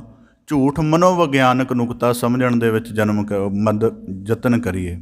ਮਨੋਵਿਗਿਆਨ ਕੀ ਹੁੰਦਾ, ਇਹ ਵੀ ਥੋੜ੍ਹਾ ਜਿਹਾ ਆਪਦੇ ਸਨਮੁਖ ਅਰਜ਼ ਕਰਦੇ ਹਾਂ ਕਿ ਜਿਹੜੀ ਵੀ ਕੋਈ ਅਸੀਂ ਸਥਿਤੀ ਨੂੰ, ਕਿਸੇ ਵੀ ਵਰਤਾਰੇ ਨੂੰ, ਕਿਸੇ ਵੀ ਹਾਲਾਤ ਨੂੰ ਹੰਢਾ ਰਹੇ ਹਾਂ, ਭਾਵੇਂ ਉਹਦੇ ਅਨੇਕਾਂ ਰੂਪ ਝੂਠੇ, ਸੱਚੇ, ਨਕਲ ਵਾਲੇ, ਅਸਲ ਵਾਲੇ ਬਾਹਰ ਬੜੇ ਪਏ ਨੇ, ਪਰ ਉਹਦਾ ਇੱਕ ਜਿਹੜੀ ਅੰਤਮ ਸਥਿਤੀ ਹੈ ਜਿਹੜੀ ਸਾਨੂੰ, ਕਿਉਂਕਿ ਜਿਸ ਵਰਤਾਰੇ ਨਾਲ ਅਸੀਂ ਜੁੜੇ ਹੁੰਦੇ ਹਾਂ ਉਹਦਾ ਸੱਚ ਸਾਨੂੰ ਪਤਾ ਹੁੰਦਾ ਹੈ, ਪਰ ਉਹ ਸੱਚ ਕਈ ਵਾਰੀ ਸਾਜ਼ਗਾਰ ਨਹੀਂ ਹੁੰਦਾ, ਸਾਨੂੰ ਉਹ ਸੁੱਖ ਦਾ ਮਹਿਸੂਸ ਨਹੀਂ ਹੁੰਦਾ। ਇਸ ਕਰਕੇ ਅਸੀਂ ਉਹਦੇ ਉਲਟ ਜਿਹੜਾ ਭੂਮਿਕਾ ਬਣਾਉਣੀ ਸ਼ੁਰੂ ਕਰ ਦਿੰਦੇ ਹਾਂ। ਹੁਣ ਕਿਸ ਪ੍ਰਕਾਰ ਗੁਰਬਾਣੀ 'ਚ ਵਾਕ ਆਉਂਦਾ, ਨਿਕਟ ਨਾ ਜਾਣੈ ਬੋਲੇ ਕੂੜ। ਇਸ ਕਰਕੇ ਗੁਰੂ ਸਾਹਿਬ ਜੀ ਕਹਿੰਦੇ ਝੂਠ, ਭਗਤ ਕਬੀਰ ਸਾਹਿਬ ਜੀ ਕਹਿੰਦੇ ਜਹਾਂ ਝੂਠ। ਹੁਣ ਜਹਾਂ ਝੂਠ ਦਾ ਭਾਵ ਕੀ ਹੈ? ਮਨੁੱਖ ਦਾ ਮਨ ਮਾਇਆ ਤੋਂ ਪ੍ਰਭਾਵਿਤ ਹੈ। ਮਾਇਆ ਤੋਂ ਪ੍ਰਭਾਵਿਤ ਮਨ ਜਿਹੜਾ ਹੈ ਉਹ ਰੋਜ਼ਾਨਾ ਵਿਕਾਰਾਂ ਦੇ ਖਿਆਲ ਲੈਂਦਾ ਹੈ, ਵਿਕਾਰਾਂ ਦੀ ਭਟਕਣ ਵਿੱਚ ਰਹਿੰਦਾ ਹੈ, ਮਾਇਆ ਦੇ ਅਗਿਆਨਮਈ ਫੁਰਨਿਆਂ ਦੇ ਵਿੱਚ ਰਹਿੰਦਾ ਹੈ। ਇਸ ਫੁਰਨਿਆਂ ਦੇ ਵਿੱਚ ਵੀ ਮਨ ਆਪਣੀ ਅਸਲੀਅਤ ਤੋਂ ਭੱਜਦਾ ਹੈ। ਭਾਵ ਕੀ ਹੈ ਕਿ ਅਸਲ ਕੀ ਹੈ ਕਿ ਮਨ ਤੋਂ ਜੋਤ ਸਰੂਪ ਹੈ, ਆਪਣਾ ਮੂਲ ਪਛਾਣ, ਇਹ ਅਸਲ ਹੈ। ਇਹਦੀ ਪਛਾਣ ਜਦੋਂ ਕਰੇਗਾ ਤੇ ਮਨੁੱਖ ਨੂੰ ਪਾਪ ਛੱਡਣਾ ਪਏਗਾ, ਮਨੁੱਖ ਨੂੰ ਭੇਖ, ਦੰਭ, ਠੱਗ, ਕਪਟ, ਇਹ ਸਾਰਾ ਕੁਝ ਛੱਡਣਾ ਪਏਗਾ। ਇਸ ਕਰਕੇ ਮਨੁੱਖ ਇੱਥੇ ਵੀ ਝੂਠ ਦੇ ਨਾਲ ਹੀ ਆਪਣਾ ਬੈਲੈਂਸ ਬਣਾਉਂਦਾ ਹੈ। ਉਹ ਮਨ ਜਿਹੜੀ ਗੱਲ ਦੀ ਮਨ ਕਿਉਂਕਿ ਅਗਿਆਨ ਵਾਪਰ ਗਿਆ ਤੇ ਸਮਝ ਲਿਆ ਹੁਣ ਝੂਠ ਕੀ ਹੈ ਕਿ ਸੱਚ ਹੈ ਕਿ ਮਨ ਤੂੰ ਜੋਤ ਸਰੂਪ ਹੈ, ਪ੍ਰਭੂ ਦੀ ਜੋਤ ਰੂਪ ਹੈ, ਪਰ ਝੂਠ ਰੂਪ ਦੇ ਵਿੱਚ ਕਿਹਾ ਕਿ ਨਹੀਂ, ਮਨ ਮੇਰੇ ਅਧੀਨ ਹੈ। ਜੇ ਸੱਚ ਹੁੰਦਾ ਤਾਂ ਫਿਰ ਇਸ ਗੱਲ ਨੂੰ ਤਸਦੀਕ ਕਰਦਾ ਕਿ ਮੈਂ ਮਨ ਦੇ ਅਧੀਨ ਹਾਂ, ਕਿਉਂਕਿ ਮਨ ਦੇ ਫੁਰਨੇ ਹਰ ਵੇਲੇ ਮੈਨੂੰ ਜਿਹੜਾ ਹਨ ਚਲਾਈ ਰੱਖਦੇ ਨੇ।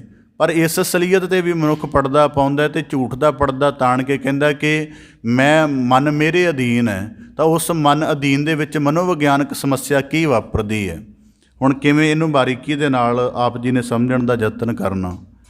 ਮਨ ਮਾਇਆ ਤੋਂ ਪ੍ਰਭਾਵਿਤ ਹੋਇਆ ਪਹਿਲੀ ਸਥਿਤੀ, ਇਸ ਸਥਿਤੀ ਤੋਂ ਪ੍ਰਭਾਵਿਤ ਹੋਇਆ ਪਹਿਲਾਂ ਤਾਂ ਇਸ ਗੱਲ ਦੀ ਸਮਝ ਨਾ ਆਈ, ਇਸ ਸੱਚ ਤੋਂ ਅਣਜਾਣ ਰਿਹਾ ਕਿ ਮੇਰਾ ਮਨ ਮਾਇਆ ਤੋਂ ਪ੍ਰਭਾਵਿਤ ਹੈ। ਹੁਣ ਉਸ ਪ੍ਰਭਾਵਿਤ ਦਾ ਪਤਾ ਉਦੋਂ ਲੱਗਾ ਜਦੋਂ ਮਨ ਦੇ ਅੰਦਰ ਵਿਕਾਰਾਂ ਦੇ ਫੁਰਨੇ ਚੱਲਣ ਲੱਗ ਪਏ। ਹੁਣ ਫੁਰਨੇ ਬੜੇ ਚੱਲ ਰਹੇ ਨੇ, ਇਸ ਪੱਧਰ 'ਤੇ ਵੀ ਮਨੁੱਖ ਅਣਜਾਣ ਇੱਥੇ ਵੀ ਪੜਦਾ ਪਾਉਂਦਾ ਹੈ ਕਿ ਝੂਠ ਕੋਈ ਨਹੀਂ ਹੈ। ਫਿਰ ਅੱਗੇ ਜਾ ਕੇ ਜਦੋਂ ਉਹਨਾਂ ਫੁਰਨਿਆਂ ਦੇ ਕਰਮ ਬਣ ਗਏ, ਕਰਮਾਂ ਦਾ ਭਾਵ ਲੋਭ ਦੇ ਤਹਿਤ ਦੇਖਿਆ, ਕਾਮ ਦੇ ਤਹਿਤ ਦੇਖਿਆ, ਸਾਰਾ ਕੁਝ ਕੀਤਾ, ਇੱਥੇ ਆ ਕੇ ਵੀ ਮਨੁੱਖ ਜਿਹੜਾ ਹੈ ਪਰਦਾ ਕਸ਼ੀ ਕਰਦਾ ਅਤੇ ਝੂਠ ਦਾ ਇੱਕ ਪਰਦਾ ਤਾਣੀ ਰੱਖਦਾ ਹੈ। ਫਿਰ ਅਗਲੀ ਸਥਿਤੀ ਜਦੋਂ ਮਨੁੱਖ ਉਹਨਾਂ ਵਿਕਾਰਾਂ ਦੇ ਕੀਤੇ ਕਰਮਾਂ ਦਾ ਮਾਨਸਿਕ ਬੋਝ ਹੰਢਾਉਂਦਾ ਹੈ, ਉਦੋਂ ਵੀ ਮਨੁੱਖ ਜਿਹੜਾ ਹੈ ਪਰਦਾ ਕਸ਼ੀ ਕਰਦਾ ਅਤੇ ਫਿਰ ਝੂਠ ਦੇ ਨਾਲ ਤਵਾਜ਼ਨ ਬਣਾਉਂਦਾ ਹੈ। ਅਤੇ ਜਿਹੜੀ ਕਿਸੇ ਵਿਕਾਰੀ ਕਰਮ ਨੇ ਅੰਦਰ ਮੈਲ ਪੈਦਾ ਕੀਤੀ ਹੁੰਦੀ ਹੈ, ਉਹਦਾ ਸਾਹਮਣਾ ਕਰਨ ਤੋਂ ਮਨੁੱਖ ਅਸਮਰੱਥ ਰਹਿੰਦਾ ਹੈ ਅਤੇ ਕੁਝ ਦੂਜੇ ਤਰ੍ਹਾਂ ਦੀ ਸਥਿਤੀਆਂ ਬਣਾਉਂਦਾ। ਇਸ ਕਰਕੇ ਦੁਨੀਆ ਦਾ ਇੱਕ ਬੜਾ ਵੱਡਾ ਮਨੋਵਿਸ਼ਲੇਸ਼ਕ ਹੋਇਆ ਕਾਰਲ ਜੁੰਗ। ਉਹਨੇ ਕਿਹਾ, ਕਹਿੰਦਾ ਦੁਨੀਆ ਦੇ ਵਿੱਚ ਅਪਰਾਧ ਉਦੋਂ ਤੱਕ ਨਹੀਂ ਰੁਕ ਸਕਦਾ ਜਿੰਨਾ ਚਿਰ ਤੱਕ ਮਨੁੱਖ ਨੂੰ ਪਹਿਲੇ ਅਪਰਾਧ ਕਰਨ ਤੋਂ ਸੁਚੇਤ ਨਹੀਂ ਕੀਤਾ ਜਾਂਦਾ। ਉਹਨੇ ਬੜੇ ਦੁਨੀਆ ਭਰ ਦੇ ਵੱਡੇ ਕੈਦੀਆਂ ਦੇ ਉੱਪਰ ਵਿਸ਼ਲੇਸ਼ਣ ਕੀਤਾ।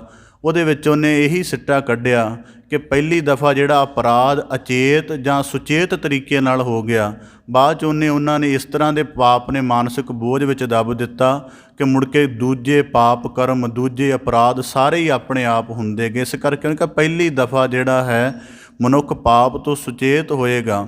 ਇਸ ਕਰਕੇ ਹੁਣ ਜਦੋਂ ਜਹਾਂ ਝੂਠ ਤਹਿ ਪਾਪ, ਹੁਣ ਭਗਤ ਕਬੀਰ ਸਾਹਿਬ ਜੀ ਦੇ ਸਲੋਕ ਨਾਲ ਗੱਲ ਪ੍ਰਮਾਣਿਤ ਕਰਾਂ।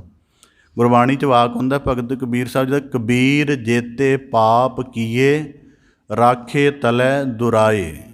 ਹੁਣ ਕੀ ਹੈ ਸੱਚ? ਕੀ ਹੈ ਸੱਚ? ਆਖਦਾ ਹੈ ਕਿ ਜੋ ਵੀ ਤੂੰ ਸੋਚੇਂਗਾ, ਜੋ ਵੀ ਤੂੰ ਫੁਰਨਾ ਕਰੇਂਗਾ, ਜੋ ਵੀ ਤੇਰੀ ਚਿਤਵਣੀ ਵਿੱਚ ਆਏਗਾ, ਉਹ ਤੇਰੇ ਜੀਵਨ ਦੀ ਇੱਕ ਸੂਖਸ਼ਮ ਯਾਦਾਸ਼ਤ ਦੇ ਵਿੱਚ ਲਿਖਿਆ ਜਾ ਰਿਹਾ ਹੈ।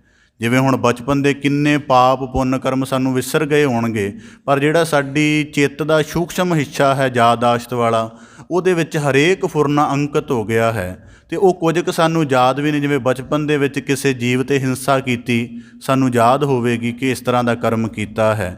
ਉਹ ਮੋਟੇ ਰੂਪ ਦੇ ਵਿੱਚ ਹੈ, ਪਰ ਫਿਰ ਵੀ ਮਨੁੱਖ ਉਹਦੇ ਕਰਮ ਦੇ ਨਾਲ ਸਹਿਮਤ ਨਹੀਂ ਹੁੰਦਾ।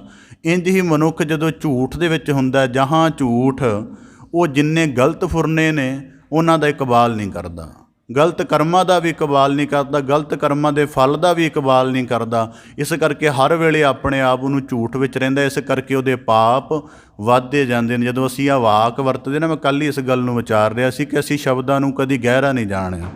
ਅਸੀਂ ਸ਼ਬਦ ਕਹਿੰਦੇ ਜੀ ਝੂਠ ਮਾਰਦਾ ਹੈ, ਕਦੀ ਮਾਰਦੇ ਸ਼ਬਦ ਨੂੰ ਜੋੜ ਕੇ ਨਹੀਂ ਦੇਖਿਆ ਕਿ ਇਹ ਕੀ ਮਤਲਬ ਹੈ। ਇਹਦਾ ਮਤਲਬ ਹੈ ਕਿ ਜਿਹੜੀ ਅਸਲ ਸਥਿਤੀ ਹੈ, ਜਿਹੜੀ ਸ਼ੁੱਧ ਸਥਿਤੀ ਹੈ ਅਤੇ ਜਿਹੜੀ ਅੰਤਮ ਨਿਰਪੱਖ ਸਥਿਤੀ ਹੈ, ਉਹਦਾ ਯਤਨ ਕਰ ਰਿਹਾ, ਪਰ ਇਹ ਮਾਰਨ ਦਾ ਯਤਨ ਕਰ ਰਿਹਾ, ਪਰ ਉਹ ਮਰੇਗਾ ਨਹੀਂ, ਕਿਉਂਕਿ ਸੱਚ ਨੇ ਪ੍ਰਗਟ ਹੋ ਕੇ ਰਹਿਣਾ। ਇਹਨੇ ਭਾਵੇਂ ਕੁਝ ਵਕਤੀ ਅੰਤਰਾਲ ਦੇ ਤੌਰ 'ਤੇ ਉਸ ਦੀ ਸੱਚ ਦੀ ਸਥਿਤੀ ਨੂੰ ਛੁਪਾਉਣ ਦਾ, ਉਹਨੂੰ ਮਿਟਾਉਣ ਦਾ ਜਾਂ ਉਹਨੂੰ ਧੁੰਦਲਾ ਕਰਨ ਦਾ ਯਤਨ ਕੀਤਾ, ਪਰ ਛਪੇਗਾ ਨਹੀਂ। ਤਾਂ ਅਸੀਂ ਮਾਰਦਾ ਸ਼ਬਦ ਕਹਿੰਦੇ, ਮਰਦਾ ਕਿਉਂ ਨਹੀਂ, ਮਾਰਦਾ ਕਹਿੰਦੇ, ਉਹਦੇ ਵਿੱਚ ਮਨੋਵਿਗਿਆਨ ਹੈ। ਤਾਂ ਇਸੇ ਤਰ੍ਹਾਂ ਜਦੋਂ ਪਾਪ ਮਨੁੱਖ ਦੇ ਅੰਦਰ ਮਨੋਵਿਗਿਆਨਕ ਤੌਰ 'ਤੇ ਚੱਲਦਾ ਹੈ ਅਤੇ ਮਨੁੱਖ ਆਪਣੇ ਪਾਪੀ ਹੋਣ ਦਾ ਇਕਬਾਲ ਨਹੀਂ ਕਰਦਾ, ਕਿਉਂਕਿ ਅੰਦਰੋਂ ਜਾਣ ਨਹੀਂ ਸਕਦਾ। ਇਸ ਕਰਕੇ ਜੇ ਸੱਚ ਨਾਲ ਜਾਣੇਗਾ, ਤਾਂ ਕਰਕੇ ਗੁਰਬਾਣੀ 'ਚ ਨਾ ਇੱਕ ਵਾਕ ਆਉਂਦਾ, ਉੱਥੇ ਸੱਚ ਵਰਤਦਾ ਕੂੜਿਆਰਾਂ ਚਿੱਤ ਉਦਾਸ।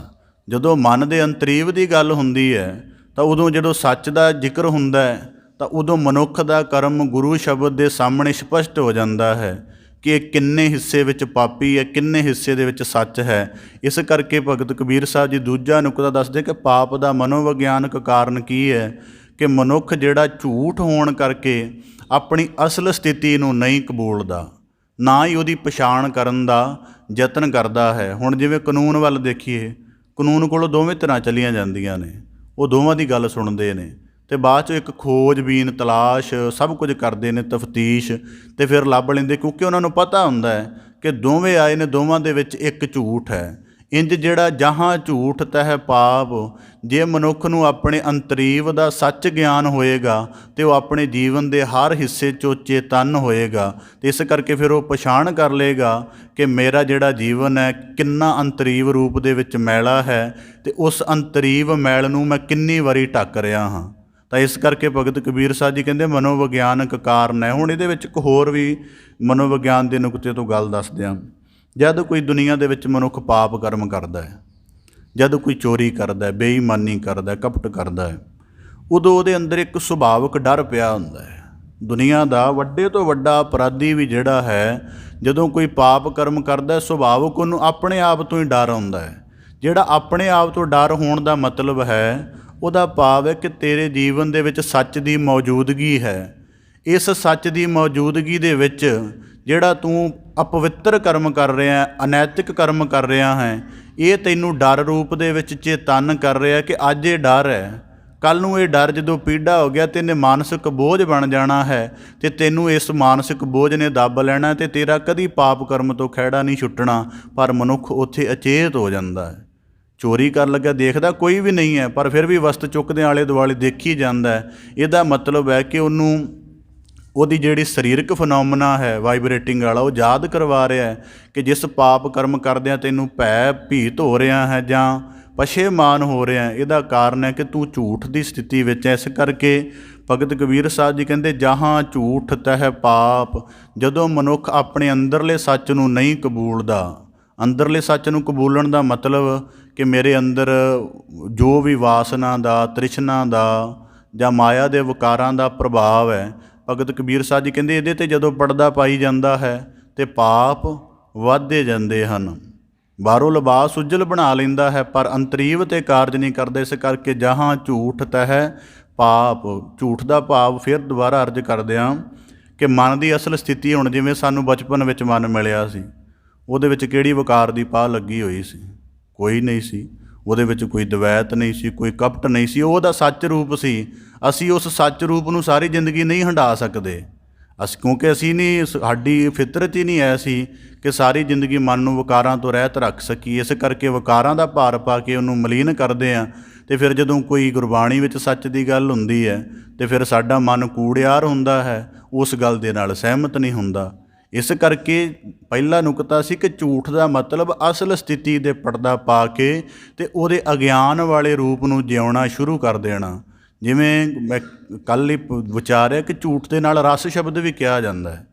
ਝੂਠਾ ਰਸ, ਗੁਰਬਾਣੀ 'ਚ ਇਸ ਤਰ੍ਹਾਂ ਦੇ ਵਾਕ ਵੀ ਆਉਂਦੇ ਨੇ। ਉਹਦਾ ਕਾਰਨ ਕੀ ਹੈ ਕਿ ਜਦੋਂ ਝੂਠ ਤਹਿਤ ਕੀਤਾ ਹੋਇਆ ਪਾਪ ਕਰਮ ਇੱਕ ਵਾਰੀ ਬੰਦੇ ਕੋਲ ਹੋ ਜਾਂਦਾ ਹੈ, ਫਿਰ ਉਹ ਆਪਣੀ ਖਿਆਲ ਦੇ ਵਿੱਚ ਸਪੇਸ ਬਣਾਉਣੀ ਸ਼ੁਰੂ ਕਰ ਦਿੰਦਾ। ਤਾਂ ਕਰਕੇ ਕਹਿੰਦੇ ਨੇ, ਇੱਕ ਝੂਠ 100 ਝੂਠ ਮਾਰਨ 'ਤੇ ਮਜਬੂਰ ਕਰਦਾ। ਕਿਉਂਕਿ ਉਹਨੇ ਆਪਣੀ ਸਪੇਸ ਲੈ ਲਈ ਹੈ। ਤਾਂ ਭਗਤ ਕਬੀਰ ਸਾਹਿਬ ਜੀ ਕਹਿੰਦੇ, ਜਹਾਂ ਝੂਠ ਤਹਿ ਪਾਪ।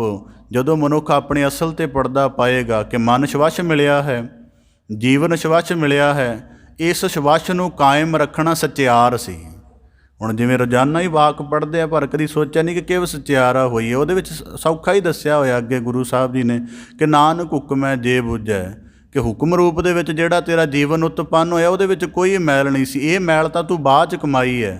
ਅਤੇ ਜੇ ਤੂੰ ਉਹੀ ਜੀਵਨ ਨੂੰ ਸਾਬਤ ਰੱਖਦਾ, ਜਿਵੇਂ ਗੁਰਬਾਣੀ ਵਿੱਚ ਆਉਂਦਾ ਨਾ, ਸਤਿਗੁਰੂ ਸਾਹਿਬ ਜੀ ਕਹਿੰਦੇ ਕਿ ਪਤ ਛੇਤੀ ਜੀਵਨ, ਉਹਦਾ ਕਿ ਜਿਹੜਾ ਤੇਰਾ ਆਰੰਭਕ ਸ਼ੁੱਧ ਸਚਿਆਰ ਵਾਲਾ ਸੱਚ ਦੇ ਭਾਵ ਵਾਲਾ ਜੀਵਨ ਬਣਿਆ, ਜੇ ਉਹਨੂੰ ਸਾਰੀ ਜ਼ਿੰਦਗੀ ਸਾਬਤ ਰੱਖਦਾ, ਤੂੰ ਸਚਿਆਰ ਸਾਂ। ਪਰ ਮਨੁੱਖ ਉਹਦੇ 'ਤੇ ਪੜਦਾ ਪਾ ਕੇ ਕਈ ਤਰ੍ਹਾਂ ਦੇ ਵਿਕਾਰਾਂ ਦੀ, ਦਵੈਤ ਨੂੰ, ਕਪਟ ਨੂੰ ਜਗ੍ਹਾ ਦਿੰਦਾ ਹੈ।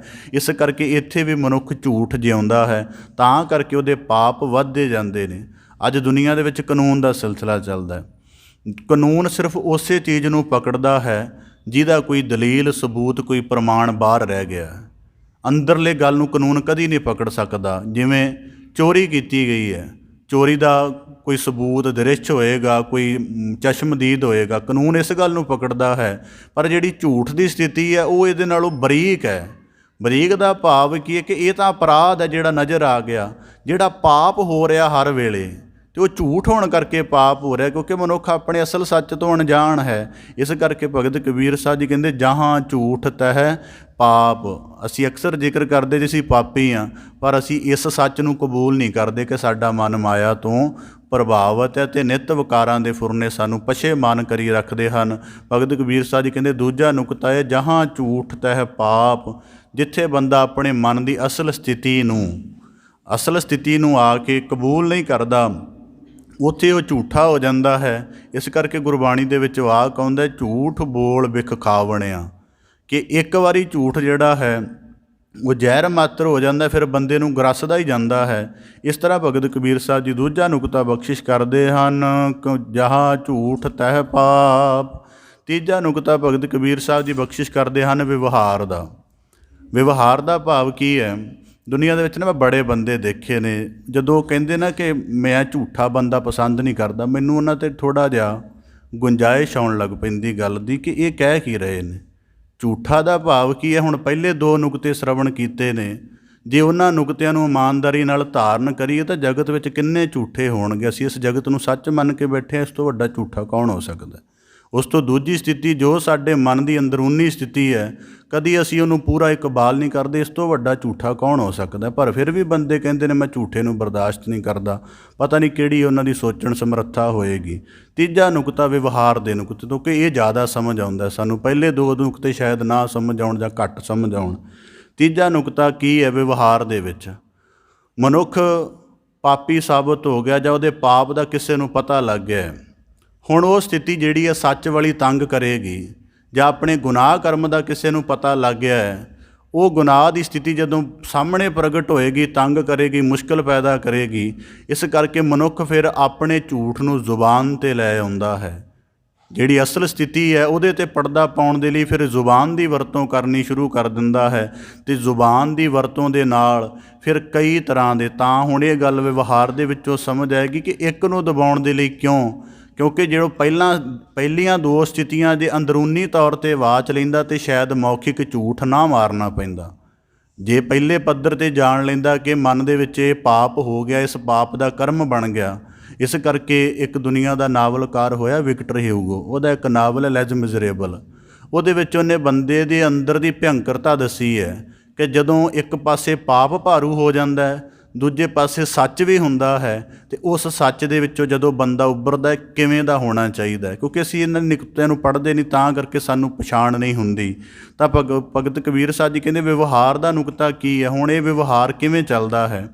ਮਨੁੱਖ ਸਮਝਦਾ ਹੈ ਕਿ ਮੈਂ ਜਿਹੜੀ ਕੋਈ ਸੱਚ ਸਥਿਤੀ ਹੈ, ਜਿਵੇਂ ਅਵਗੁਣੀ ਹਾਂ, ਪਤਾ ਲੱਗ ਗਿਆ ਇਹਦੇ ਉੱਪਰ ਮੈਂ ਪਰਦਾ ਪਾ ਲਵਾਂ, ਉਸ ਸੱਚ ਨੂੰ ਨਾ ਕਬੂਲ ਕਰਨ ਕਰਕੇ ਪਾਪ ਦਾ ਕਰਮ ਹੋਰ ਵੱਧਦਾ ਹੈ। ਤਾਂ ਭਗਤ ਕਬੀਰ ਸਾਹਿਬ ਜੀ ਕਹਿੰਦੇ ਜਹਾਂ ਝੂਠ ਤਹਿ ਪਾਪ, ਇਹਦਾ ਇੱਕ ਵਿਸਥਾਰ ਆਪ ਦੇ ਸਨਮੁਖ ਰੱਖਦੇ ਹਾਂ। ਜਦੋਂ ਧਰਮ ਦੇ ਵਿੱਚ ਵਿਵਹਾਰ ਦੇ ਨੁਕਤੇ ਤੋਂ ਝੂਠ ਚੱਲਦਾ, ਕੀ ਚੱਲਦਾ ਹੈ। ਕਾਂਛੀ ਵਿਖੇ ਭਗਤ ਕਬੀਰ ਸਾਹਿਬ ਜੀ ਰਹਿੰਦੇ ਸਨ। ਹੁਣ ਝੂਠ ਧਰਮ ਦੇ ਵਿੱਚ ਵੀ ਬੜੇ ਵੱਡੇ ਪੱਧਰ 'ਤੇ ਚੱਲਦਾ ਹੈ। ਕਾਂਛੀ ਦੇ ਵਿੱਚ ਲੋਕਾਂ ਨੂੰ ਜੀਵਨ ਮੁਕਤੀ ਦੇ ਲਈ ਇੱਕ ਕਰਵੱਤਰ ਆਰਾ ਬਣਾਇਆ ਹੁੰਦਾ ਸੀ।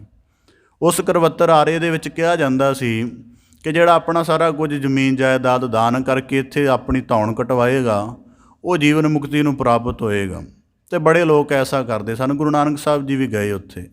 ਗੁਰੂ ਨਾਨਕ ਸਾਹਿਬ ਜੀ ਦੇ ਬਾਣੀ 'ਚ ਵਾਕ ਨੇ, ਝੂਠ ਨਾ ਬੋਲ ਪਾਂਡੇ ਸੱਚ ਕਹੀ ਹੈ, ਕਿ ਕਿਉਂ ਝੂਠ ਮਾਰ ਰਿਹਾ ਹੈ। ਦਰਅਸਲ ਮਨੁੱਖ ਤਾਂ ਅਕਾਲ ਪੁਰਖ ਤਾਂ ਬੰਦੇ ਨੂੰ ਬੰਧਨਾਂ ਦੇ ਵਿੱਚ ਪੈਦਾ ਨਹੀਂ ਕਰਦਾ। ਬੰਧਨ ਤਾਂ ਇਹ ਆਪ ਸਿਰਜਦਾ ਹੈ ਮਾਇਆ ਦੇ ਪ੍ਰਭਾਵ ਕਰਕੇ, ਅਤੇ ਇਹਨਾਂ ਬੰਧਨਾਂ ਤੋਂ ਮੁਕਤ ਵੀ ਮਨੁੱਖ ਨੇ ਆਪ ਹੋਣਾ ਹੈ ਗਿਆਨ ਦੇ ਨਾਲ। ਅਤੇ ਇਸ ਗੱਲ ਦਾ ਗਿਆਨ ਦੇਣ ਦੀ ਬਜਾਏ ਤੂੰ ਮੁਕਤੀ ਦਾ ਝਾਂਸਾ ਬਣਾ ਕੇ ਐਡਾ ਵੱਡਾ ਪ੍ਰਪੰਚ ਰਚ ਲਿਆ। ਇਸ ਕਰਕੇ ਗੁਰਬਾਣੀ 'ਚ ਝੂਠ ਪ੍ਰਪੰਚ ਵੀ ਸ਼ਬਦ ਆਉਂਦਾ ਹੈ ਕਿ ਇੱਕ ਝੂਠ ਕਰਕੇ ਤੂੰ ਐਡਾ ਵੱਡਾ ਪ੍ਰਪੰਚ ਰਚਿਆ ਹੈ ਕਿ ਇਹਨਾਂ ਨੂੰ ਅਗਿਆਨ ਦੇ ਵਿੱਚ ਰੱਖ ਰਿਹਾ। ਪਹਿਲੀ ਗੱਲ ਇਹ ਆਪ ਅਗਿਆਨ ਦੇ ਵਿੱਚ ਰਹੇ ਕਿ ਮਨੁੱਖਾ ਜਨਮ ਦਾ ਮਨੋਰਥ ਨਹੀਂ ਪਛਾਣ ਸਕੇ।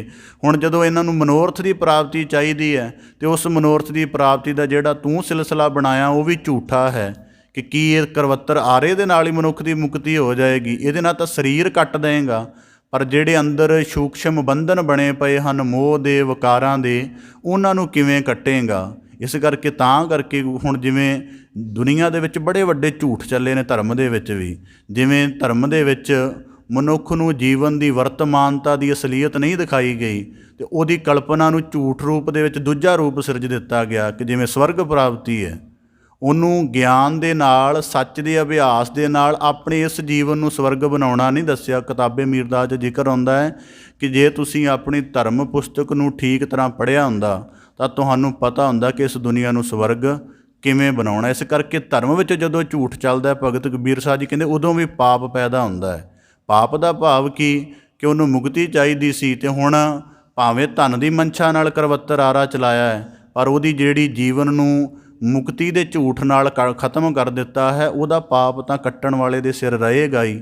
ਇਸ ਕਰਕੇ ਭਗਤ ਕਬੀਰ ਸਾਹਿਬ ਜੀ ਕਹਿੰਦੇ ਜਹਾਂ ਝੂਠ ਤਹ ਪਾਪ। ਇਹਦਾ ਹੋਰ ਜਿਵੇਂ ਇਸਲਾਮ ਵਿੱਚ ਕਿਹਾ ਜਾਂਦਾ ਹੈ ਕਿ ਮਨੁੱਖ ਨੂੰ ਅਸਲ 'ਚ ਸੱਚ ਦੇ ਨਾਲ ਜੋੜਨਾ। ਸੱਚ ਦਾ ਭਾਵ ਕੀ ਹੈ ਕਿ ਤੇਰਾ ਆਤਮ ਜੋਤ ਹੀ ਸੱਚ ਹੈ, ਪਰ ਉਹਨੂੰ ਮੁਕਤੀ ਦੇ ਝਾਂਸੇ ਵਿੱਚ ਪਾ ਕੇ ਫਿਰ ਝੂਠ ਨਾਲ ਜੋੜਿਆ ਜਾਂਦਾ ਹੈ। ਇੱਥੇ ਹੀ ਉਹਦੇ ਕੋਲ ਕਾਮ ਵਾਸਨਾ ਤੋਂ ਛੁਟਕਾਰਾ ਨਹੀਂ ਹੋਇਆ। ਬਹਿਸ਼ਤ ਦਾ ਝੂਠ ਮਾਰ ਕੇ ਕਿਹਾ ਜਾਂਦਾ ਹੈ ਕਿ ਤੈਨੂੰ ਉੱਥੇ 72 ਹੂਰਾਂ ਮਿਲਣਗੀਆਂ। ਇਹ ਵੀ ਧਰਮ ਦੇ ਵਿੱਚ ਜੇ ਕਿਤੇ ਇਹਨਾਂ ਦੀ ਤਲਾਸ਼ ਕੀਤੀ ਜਾਵੇ ਤਾਂ ਬੜੇ ਬੜੇ ਵੱਡੇ ਝੂਠ ਧਰਮ ਦੇ ਵਿੱਚ ਚੱਲੇ ਹਨ ਕਿ ਮਨੁੱਖ ਨੇ ਤਾਂ ਹਰ ਇੱਕ ਚੀਜ਼ ਤੋਂ ਰਹਿਤ ਹੋ ਕੇ ਅਤੇ ਜੋਤ ਸਰੂਪ 'ਚ ਪ੍ਰਵਿਰਤ ਹੋਣਾ, ਜਿਹਦਾ ਕੋਈ ਆਕਾਰ ਰੂਪ ਰੰਗ ਨਹੀਂ ਹੈ। ਉਹ ਪਹਿਲਾਂ ਹੀ ਇਸ ਜਗਤ ਦੇ ਵਿੱਚ ਛੁੱਟ ਨਹੀਂ ਸਕਿਆ ਇਸ ਵਿਕਾਰਾਂ ਦੀ ਮੈਲ ਤੋਂ, ਅਤੇ ਉਹਨੂੰ ਮੁਕਤੀ ਰੂਪ ਦੇ ਵਿੱਚ ਜਿਹੜਾ ਦਿੱਤਾ ਗਿਆ ਉਹ ਵੀ ਝੂਠ ਦਿੱਤਾ ਗਿਆ। ਔਰ ਦੂਜੀ ਗੱਲ, ਉਸ ਸਥਿਤੀ ਨੂੰ ਕੋਈ ਆਪ ਨਹੀਂ ਦੇਖਿਆ। ਮਸਲਾ ਇਹ ਵੀ ਹੈ ਇੱਕ, ਜਦੋਂ ਭਗਤ ਕਬੀਰ ਸਾਹਿਬ ਜਦੋਂ ਗੁਰਬਾਣੀ ਵਿੱਚ ਆਉਂਦਾ ਨਾ, ਕਿਆ ਨੁਰਕ ਕਿਆ ਸੁਰਗ ਵਿਚਾਰਾ ਸੰਤਨ ਦੋਊ ਰਾਧੇ, ਉਹਦਾ ਭਾਵ ਕੀ ਹੈ ਕਿ ਇਸ ਸੱਚ ਦਾ ਅਨੁਭਵ ਤਾਂ ਤੁਸੀਂ ਆਪ ਨਹੀਂ ਕੀਤਾ, ਜਾਂ ਤਾਂ ਦੱਸ ਕੇ ਆਏ ਹੋ ਕਿ ਇੰਨਾ ਅਸੀਂ ਉੱਧਰ ਅੱਗੇ ਆਨੰਦ ਮਾਣੇ ਨੇ, ਉਹ ਤਾਂ ਤੁਹਾਡੀ ਕਲਪਨਾ ਮਾਤਰ ਹੈ ਅਤੇ ਉਹ ਝੂਠ ਦੇ ਸਿਰ 'ਤੇ ਘੜੀ ਹੋਈ ਹੈ। ਤਾਂ ਕਰਕੇ ਭਗਤ ਕਬੀਰ ਸਾਹਿਬ ਜੀ ਕਹਿੰਦੇ ਫਿਰ ਪਾਪ, ਜਦੋਂ ਇਸ ਤਰ੍ਹਾਂ ਦੀ ਮੁਕਤੀ ਦੀ ਝੂਠ ਕਲਪਨਾ ਬੰਦੇ ਅੰਦਰ ਪੈਦਾ ਹੋ ਜਾਂਦੀ, ਉਹ ਫਿਰ ਪਾਪ ਕਰਮ ਕਰਦਾ ਹੈ। ਤਾਂ ਭਗਤ ਕਬੀਰ ਸਾਹਿਬ ਜੀ ਕਹਿੰਦੇ ਜਹਾਂ ਝੂਠ ਤਹਿ ਪਾਪ। ਇਸ ਕਰਕੇ ਜਿੱਥੇ ਇਹ ਝੂਠ ਦੀ ਸਮਰੱਥਾ ਹੋਏਗੀ ਉੱਥੇ ਧਰਮ ਦੇ ਵਿੱਚ ਵੀ ਝੂਠ ਚੱਲੇਗਾ। ਇਸੇ ਤਰ੍ਹਾਂ ਭਗਤ ਕਬੀਰ ਸਾਹਿਬ ਦੀ ਬਖਸ਼ਿਸ਼ ਕਰਦੇ ਹਨ, ਜਹਾਂ ਝੂਠ ਤਹਿ ਪਾਪ। ਚੌਥਾ ਨੁਕਤਾ ਹੈ ਸਦਗੁਣੀ ਨੁਕਤੇ ਤੋਂ। ਸਦਗੁਣੀ ਦਾ ਭਾਵ ਕੀ ਹੈ ਕਿ ਹੁਣ ਇੱਕ ਝੂਠ ਕਰਕੇ ਮਨੁੱਖ ਜ਼ਿੰਦਗੀ 'ਚ ਕਿੰਨਾ ਪਿੱਛੇ ਚਲਿਆ ਜਾਂਦਾ। ਸਭ ਤੋਂ ਪਹਿਲਾਂ ਮੈਂ 3-4 ਨੁਕਤਿਆਂ ਦੇ ਨਾਲ ਗੱਲ ਆਪਦੇ ਸਨਮੁਖ ਰੱਖਾਂਗਾ। ਸਭ ਤੋਂ ਪਹਿਲਾਂ ਝੂਠ ਦਾ, ਜਦੋਂ ਝੂਠ ਬੰਦੇ ਅੰਦਰ ਪੈਦਾ ਹੁੰਦਾ ਹੈ, ਸਭ ਤੋਂ ਪਹਿਲਾਂ ਉਹ ਕੀ ਬਣਦਾ ਹੈ? ਸਭ ਤੋਂ ਪਹਿਲਾਂ ਉਹ ਇੱਕ ਤਰੀਕੇ ਦੇ ਨਾਲ ਕਪਟੀ ਬਣਦਾ ਹੈ। ਹੁਣ ਅੰਦਰ ਕੀ ਹੈ? ਅੰਦਰ ਮਨਸ਼ਾ ਹੈ ਪਾਪ ਦੀ। ਹੁਣ ਜੇ ਪਾਪ ਦੀ ਤ੍ਰਿਪਤੀ ਦੇ ਲਈ ਪਾਪ ਦੇ ਕਰਮ ਨੂੰ ਸਿੱਧਾ ਪ੍ਰਗਟ ਕਰੇਗਾ, ਅਗਲਾ ਇਤਰਾਜ਼ ਕਰੇਗਾ। ਮਤਲਬ ਕਾਮ ਦੀ ਮੈਲ ਹੈ ਮਨ ਦੇ ਅੰਦਰ, ਜੇ ਸਿੱਧੀ ਪ੍ਰਗਟ ਕਰੇਗਾ ਅਗਲਾ ਇਤਰਾਜ਼ ਕਰੇਗਾ। ਅੰਦਰ ਲੋਭ ਦੀ ਹਵਸ ਹੈ, ਸਿੱਧੀ ਪ੍ਰਗਟ ਕਰੇਗਾ ਅਗਲਾ ਇਤਰਾਜ਼ ਕਰੇਗਾ। ਫਿਰ ਝੂਠ ਹੋਣ ਕਰਕੇ ਝੂਠ ਦੇ ਨੁਕਤੇ ਤੋਂ ਕਪਟ ਨੂੰ ਆਪਣੇ ਹਿਰਦੇ ਵਿੱਚ ਲਿਆਉਂਦਾ ਹੈ ਕਿ ਬੋਲ ਬਾਣੀ ਚੰਗੀ ਦਿਖਾ ਦਿਆਂ, ਬਗਲੇ ਵਾਂਗ ਭੇਸ ਉੱਜਲ ਦਿਖਾ ਦਿਆਂ, ਪਰ ਜਦੋਂ ਹੀ ਉਹ ਮੇਰੇ ਸੱਚ ਤੇ ਮੇਰੇ ਭੇਸ 'ਤੇ ਯਕੀਨ ਕਰਕੇ ਨੇੜੇ ਆ ਗਿਆ, ਕਪਟ ਕਰਨ ਲੱਗਿਆਂ, ਚੁੰਝ ਮਾਰ ਲੱਗਿਆਂ ਦੇਰ ਨਹੀਂ ਕਰਾਂਗੇ। ਇਸ ਕਰਕੇ ਝੂਠ ਸਦਗੁਣੀ ਨੁਕਤੇ ਤੋਂ ਮਨੁੱਖ ਨੂੰ ਪਹਿਲਾਂ ਕਪਟੀ ਬਣਾਉਂਦਾ ਹੈ। ਇੱਕ ਝੂਠ ਦੇ ਇਸ ਕਰਕੇ ਜਿਹੜਾ ਨੈਤਿਕ ਸ਼ਾਸਤਰ ਜਿਹਨੂੰ ਅਪਲਾਈਡ ਐਥਿਕਸ ਕਿਹਾ ਜਾਂਦਾ, ਉਹਦੇ ਵਿੱਚ ਨਾ ਇੱਕ ਨੁਕਤਾ ਹੁੰਦਾ ਹੈ ਕਿ ਦੁਨੀਆ ਦੇ ਵਿੱਚ ਉਦੋਂ ਤੱਕ ਕੋਈ ਸੰਤੁਲਨ ਕਾਇਮ ਨਹੀਂ ਹੋ ਸਕਦਾ ਜਿੰਨਾ ਚਿਰ ਬੰਦੇ ਨੂੰ ਸੱਚ ਅਤੇ ਝੂਠ ਦੀ ਦੀਰਘ ਸਮਝ ਨਹੀਂ ਹੁੰਦੀ। ਹੁਣ ਪਹਿਲਾ ਨੁਕਤਾ ਸਤਿਗੁਣੀ ਨੁਕਤੇ ਤੋਂ ਕਿ ਮਨੁੱਖ ਦੇ ਅੰਦਰ ਪਹਿਲੀ ਇਸ ਸਾਰੇ ਨੁਕਤੇ ਮਗਰ ਜੁੜਦੇ ਨੇ। ਜੁੜਨ ਦਾ ਮਤਲਬ ਕੀ ਹੈ ਕਿ ਮਨ ਦੇ ਆਪਣੇ ਅੰਤਰੀਵ ਤੋਂ ਜਾਣੂ ਨਹੀਂ ਸੀ ਸੱਚ 'ਤੇ ਪੜ੍ਹਦਾ ਪਾਇਆ, ਉਹ ਪਾਪ ਤੋਂ ਵੀ ਨਹੀਂ ਟਲਿਆ। ਹੁਣ ਜਦੋਂ ਉਹ ਪਾਪ ਅੰਦਰ ਬਹੁਤ ਪ੍ਰਭਾਵੀ ਹੋ ਰਿਹਾ ਝੂਠ, ਤਾਂ ਝੂਠ ਦੇ ਵਿੱਚ ਉਸ ਝੂਠ ਨੂੰ ਪੂਰਿਆਂ ਕਰਨ ਦੇ ਲਈ ਉਹਨੂੰ ਸੱਚ ਦੇ ਸਾਹਮਣੇ ਖੜਾ ਕਰਕੇ ਉਹਦੇ ਅਸਲ ਨੂੰ ਜਾਣਨ ਤੋਂ ਬਗੈਰ ਉਹ ਝੂਠ ਨੂੰ ਕਪਟ ਦਾ ਜਿਹੜਾ ਪਰਦਾ ਪਹਿਨਾ ਦਿੰਦਾ ਹੈ। ਸੱਚ ਕਹੇਗਾ ਅਤੇ ਸੱਚ ਦੇ ਉੱਪਰ ਇਤਰਾਜ਼ ਹੋਏਗਾ, ਵਿਰੋਧ ਹੋਏਗਾ, ਕਈ ਗੱਲਾਂ ਹੋਣਗੀਆਂ। ਉਸ ਝੂਠ ਨੂੰ ਕਪਟ ਦਾ ਚੋਲਾ ਪਹਿਨਾ ਦਿੰਦਾ ਹੈ ਅਤੇ ਕਪਟ ਦੇ ਚੋਲੇ ਨਾਲ ਦੂਜਿਆਂ ਦਾ ਧਨ ਹਰਦਾ, ਦੂਜਿਆਂ ਦੀ ਹਾਨੀ ਕਰਦਾ ਹੈ। ਇਹ ਇੱਕ ਝੂਠ ਕਰਕੇ ਪਾਪ ਮਨੁੱਖ ਦੇ ਅੰਦਰ ਆਉਂਦਾ। ਕਪਟ ਜੇ ਨਾ ਵੀ ਪੂਰਾ ਹੋਵੇ, ਝੂਠ ਦੇ ਕਰਕੇ ਆਉਣ ਨਾਲ ਤਾਂ ਵੀ ਪਾਪ ਹੈ। ਦੂਜਾ ਨੁਕਤਾ, ਝੂਠ ਦੇ ਕਰਕੇ ਮਨੁੱਖ ਬੜੀ ਵਾਰ ਜਿਹੜਾ ਹੈ ਮਨੁੱਖ ਕੀ ਕਿਸੇ ਤਰੀਕੇ ਦੇ ਨਾਲ ਜਿਹੜਾ ਹੈ ਦੋਹਰਾ ਜੀਵਨ ਜਿਉਣਾ ਸ਼ੁਰੂ ਕਰ ਦਿੰਦਾ ਹੈ। ਦੋਹਰੇ ਜੀਵਨ ਦਾ ਮਤਲਬ ਕੀ ਹੈ ਕਿ ਉਂਝ ਤਾਂ ਭਗਤੀ ਦੇ ਨਾਲ ਇੱਕ ਸੁਰ ਹੋਣਾ ਹੈ। ਜਿਵੇਂ ਹੁਣ ਅਲਗਜਾਲੀ ਸਾਹਿਬ ਨੇ ਧਰਮ ਦੀ ਪਰਿਭਾਸ਼ਾ ਦੱਸੀ ਹੈ, ਉਹ ਕਹਿੰਦੇ ਜਿਹੜਾ ਧਰਮ ਦੀ ਪਹਿਲੀ ਪਰਿਭਾਸ਼ਾ ਹੀ ਇਹ ਹੈ ਕਿ ਜੋ ਤੁਸੀਂ ਅੰਦਰੋਂ ਹੋ ਉਹੀ ਬਾਹਰੋਂ ਹੋਵੋ। ਇਸ ਕਰਕੇ ਮਨੁੱਖ ਜਦੋਂ ਝੂਠ ਦੇ ਤਹਿਤ ਹੁੰਦਾ ਹੈ ਫਿਰ ਉਹ ਦੋ ਤਰ੍ਹਾਂ ਦੇ ਜੀਵਨ ਬਣਾਉਣ ਲੱਗ ਪੈਂਦਾ ਹੈ। ਇੱਕ ਜਿਹੜਾ ਨਿੱਜ ਜੀਵਨ ਜਿਹਦੇ ਬਾਰੇ ਆਪ ਜਾਣਦੇ, ਜਿਵੇਂ ਗੁਰਬਾਣੀ 'ਚ ਵਾਕ ਆਉਂਦਾ ਨਾ, ਕਰੈ ਦੋਹ ਕਰਮ ਦਿਖਾਵੈ ਹੋਰ।